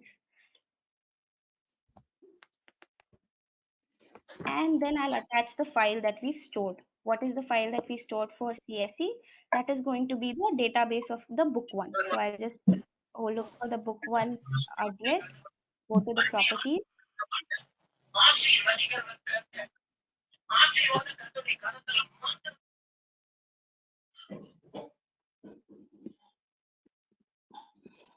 So I'll just write that. I think someone is on mute, so kindly mute, guys. Yes, guys, kindly mute your mic. भाई हमारा नहीं भाई मेरे साथ So I have attached the file, and let's give the port number to finish off this process. So guys, for the port number of SMTP mail, first it's going to be 587. Again, guys, you need not remember all this. You can search it on Google and you will definitely get them. But as you keep using, you will remember them as well. So, and the server, like in the first one, we used imap.gmail. Here it's just going to be the smtp.gmail.com. And after that, we have to give the email, which I have created the keyword. So no issues, no need to type everything again from first. And then uh, what else do we have? Yeah, that's it. Like we have, there is nothing else to be done. Now the bot is completely finished. So what we'll do now is just make sure that we debug it once and run it. So as you can see, guys, the email automation has started. And one second. Like if you see that I'm not doing anything, but the process is starting to automate. I haven't done anything. So the process is automating, and the Excel sheet will be done. And okay, we have done an error here, so we'll just rectify that in a minute. So before we correct our errors, we'll just make sure that we go back to we'll just stop the process and then go back to get IMAP mail messages.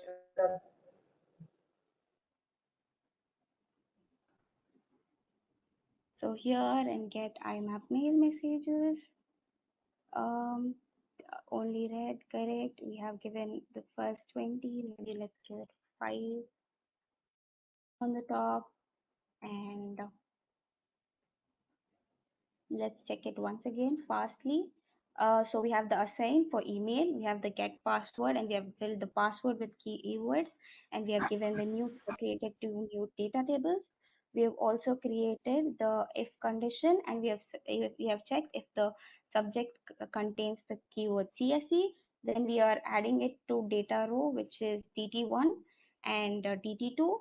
And in the Excel application scope, we have given it in quotes where we will find the tables. So next we have the range written sheet 1, sheet 2 of DD2, and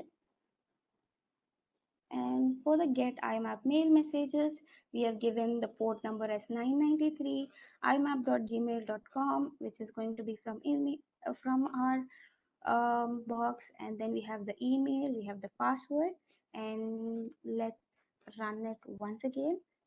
And in the send SMTP mail messages, we have the 587 smtp.gmail.com, and yeah, email and password. Let's debug this once again and see, or else we'll just change and just see what the error is if we get. Okay.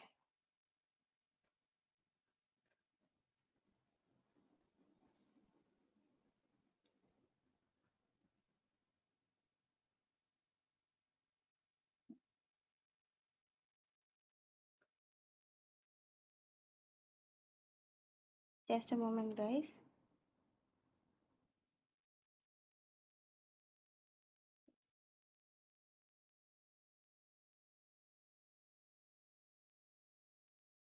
So in the get IMAP email messages, we have done everything. We'll just check it once again. imap.gmail.com.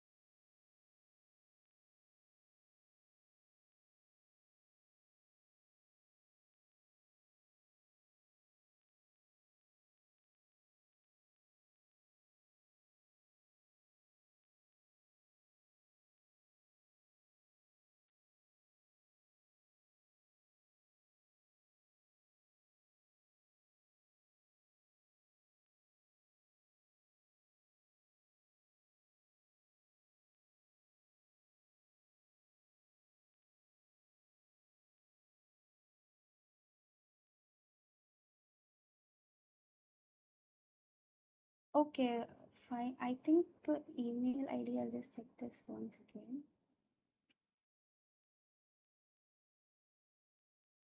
Sorry guys, I've given the mail ID wrong. Everything is fine. It's RPA. So sorry for that.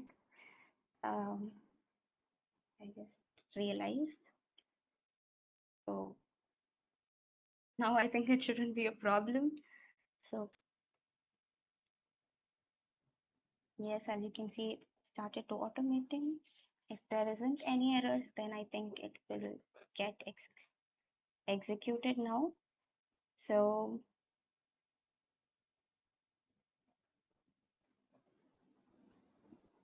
as you can see, the email automation has started, and okay, so we haven't closed this, so that's an error again because we haven't closed them properly. I'll just stop it and debug it once again. Okay.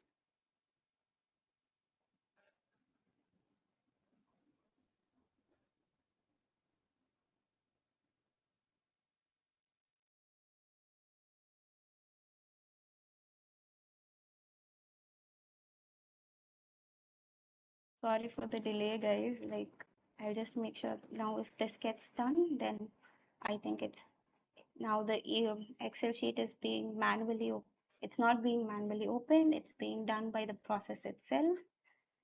And yes, it's done. The email automation is done. I'll just show you, like, I think my screen is anyway visible. So as you can see now, I'll just refresh the mailbox and see.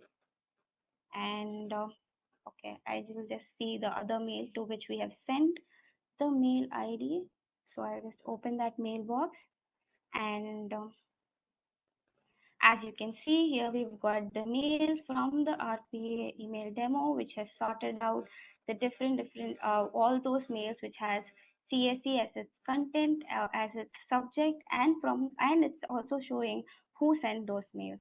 So that was it, guys. I hope that was email automation. I hope you guys learned something really interesting. If you have any doubts, please feel free to post them in the chat box, and we'll make sure to reply to all of them. Thank you so much for being super patient with us, and thank you guys. Thank you so much.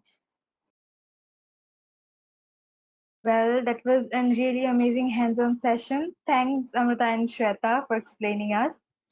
So, guys, now one of our super senior got a bonus topic for you. You might know him. He's the best ethical hacker in our college and the H of the chipset. So let's check it out what he has brought for us.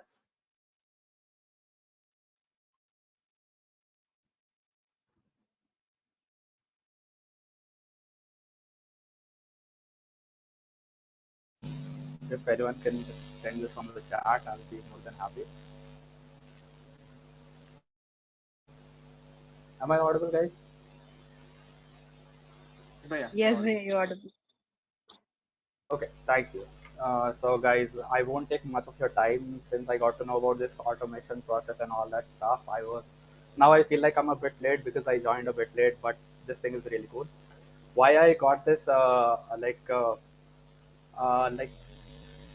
when we hear about this automation and all those stuff, the first thing that comes into our mind is Jarvis from the movie Iron Man, and it's like the best, the best AI. And like if we talk about that automation thing, so talking about Jarvis, recently I've been working on this Jarvis program a bit. Uh, let's just check it out. So let me see if I can share my screen. Yes, sir. I am listening. Oh, cool. I think he's listening. Is it getting boring, guys? Like, is the session boring? Let us make it interesting for them. Indeed, Jarvis.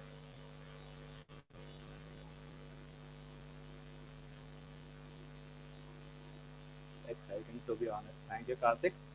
So, guys, the interface you see is Jarvis. Uh, so I can invoke it. Whenever I'll see something, it will reply. Right now, it's still under progress. I'm working on the emotions and other stuff. I just don't want it to work for like sending emails, sending WhatsApp messages, opening files, closing files, and opening other programs. I want my Jarvis to be the perfect Jarvis. So we'll try some of the cool stuff.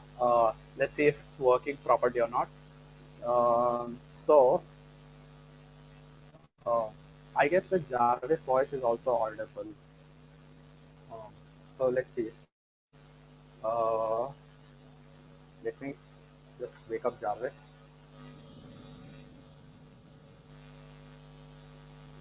Okay, I'm so sorry. It's taking a bit long. This entire thing works on internet, so if the internet is a bit slow, it won't work properly. But I guess it's working.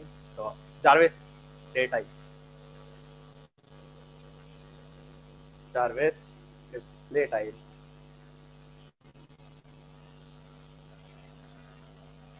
Okay.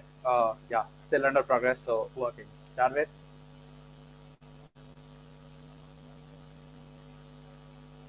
Oh, okay. I'm sorry, guys. Sometimes it works, sometimes it doesn't. Still the issue with the mic and all that.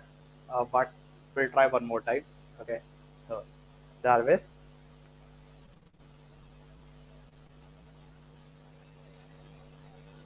I guess it's just an idiot who's not responding right now. Okay, yeah, it's not responding, but I can show you the codes. This is how it works. Okay. So, okay, here is the code for Jarvis. So whenever I say something, it will recognize and it will act accordingly. We'll try to run it again. So stop this. We'll start it over again.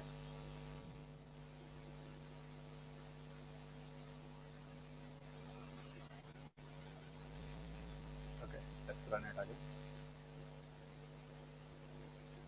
Jarvis. Jarvis. This is really insulting. But yeah, guys, this is the code. Like automation is really cool stuff. You can work on it really quick. But like apart from the GUI process, this entire stuff was GUI. I didn't got to know about this GUI. Otherwise, it would have been a cooler process.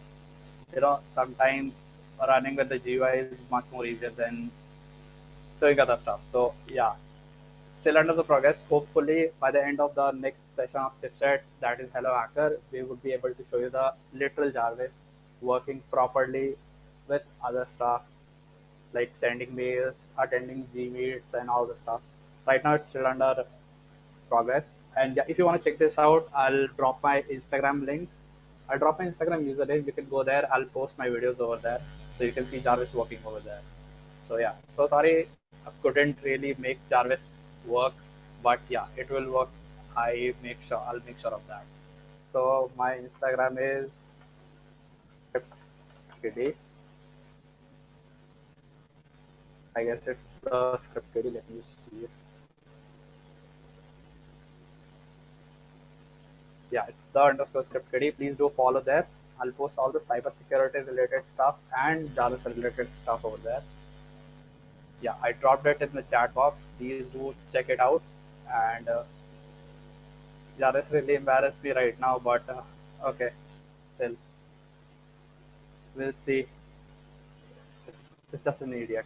Okay, I just an idiot. Yeah.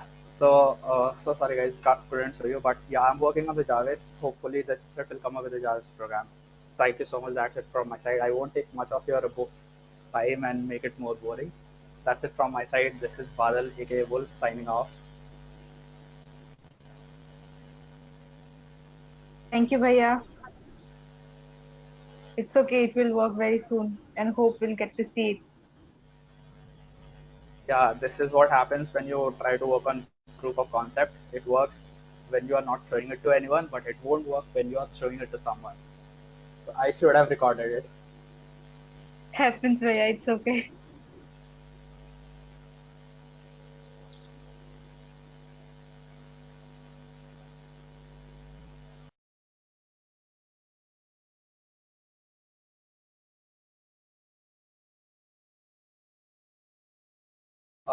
Okay, I've got this interesting chat in the chat box. I hope Jarvis will do my homework assignment in future.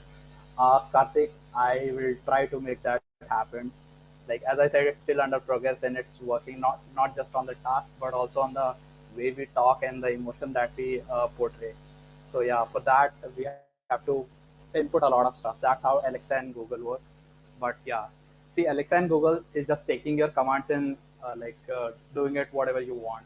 But I want my Jarvis to be more like a realistic thing, like portraying emotions and all. But yeah, it's a machine; it can't portray emotions, but still we can try.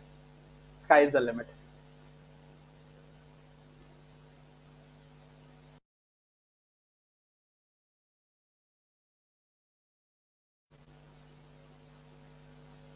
Guys, thank you, Badal Bhaiya, for your initiative. And guys, came to the end of today's event. We are providing the feedback links in the chat box, so kindly fill it up. Once you are filling it, you will receive your certificate as soon as possible, and the certificate will be given only the people who is filling the feedback form. And now we have seen about different boards in this event, so try it up and use your creativity and create your own boards, atomize your home, atomize your lifestyle. And now I would like to request our mentors Mantraj sir and Gautam sir to deliver the vote of thanks. Okay, almost now. Good afternoon, everyone. Okay, I think Good everyone. afternoon, sir. Good afternoon, Ramakrishnan. I think Yes. everyone have enjoyed the session. So it was been very informative and technology wise, it has been very interesting. And to talk about from the starting the session. They have been initiated with robotic process automation and what are and all the opportunities and in real time what we are just going to gather that has been shared and move to that next session that is of web crawling followed by user interface path and web automation, and finally Amruta have been shared with an example of email automation which has been really helpful for each and every student.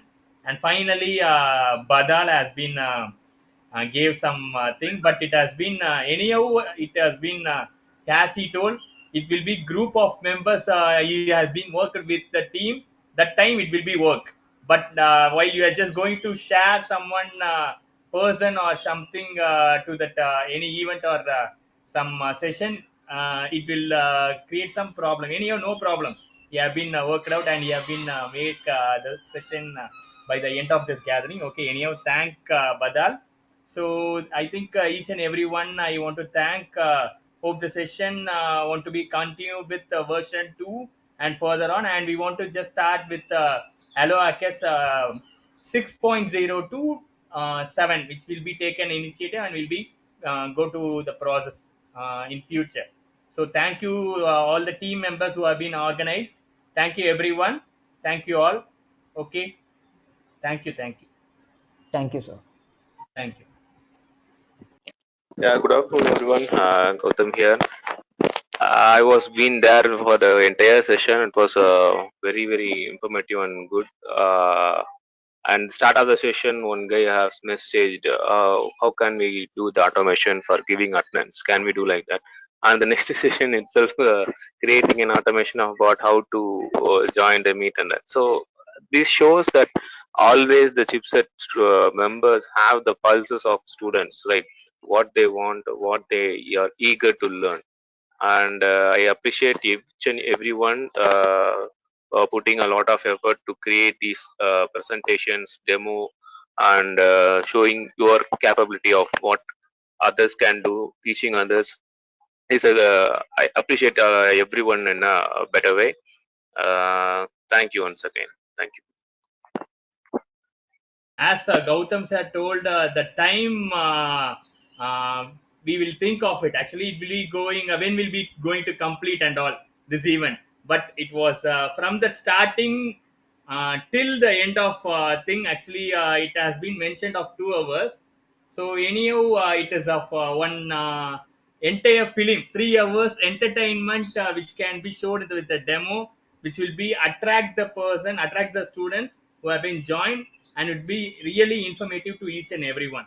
Correct, Dana Gautam ji? Yes, yes. Yes. Thank you, Ramakrishnan. Thank you, Rama. Thank you, sir. Thank you, sir. Thank you Thank for you, your thank you. presence in your busy working day No. in your college. Simultaneously, meetings and all going there. Actually, myself and Gautam sir is in another meeting in our department regarding that funded proposal also. Anyhow, we will be there at here as well as there also. But our Thank you, presence want sir. to be there. Okay. Okay. Thank you, sir. Thank you. Thank you for your presence in the busy schedule, Thank sir. you. Thank you.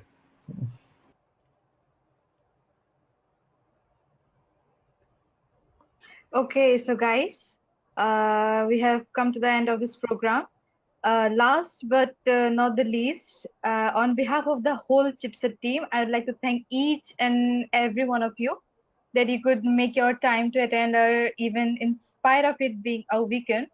It was very overwhelming for us. And thank you for cooperating and spending 2 hours of weekend. So hope you all enjoyed our event and hope you have acquired much knowledge about the topic. I also aspire that we could meet your expectation levels. And guys, ending up by saying that don't ever give up, don't ever give in, don't ever stop trying, don't ever sell out. And if you find yourself in doubt to one of the above, then pick yourself and brush yourself, whisper a prayer and start yourself where you left off. But never, ever, ever give up. Okay? So that's it, guys. This is Kushange signing off. Thank you all. Take care, stay safe, and happy weekend. We have provided our social media handles, guys. Do follow us to get more updates on various events in your near future. Thank you, all of you.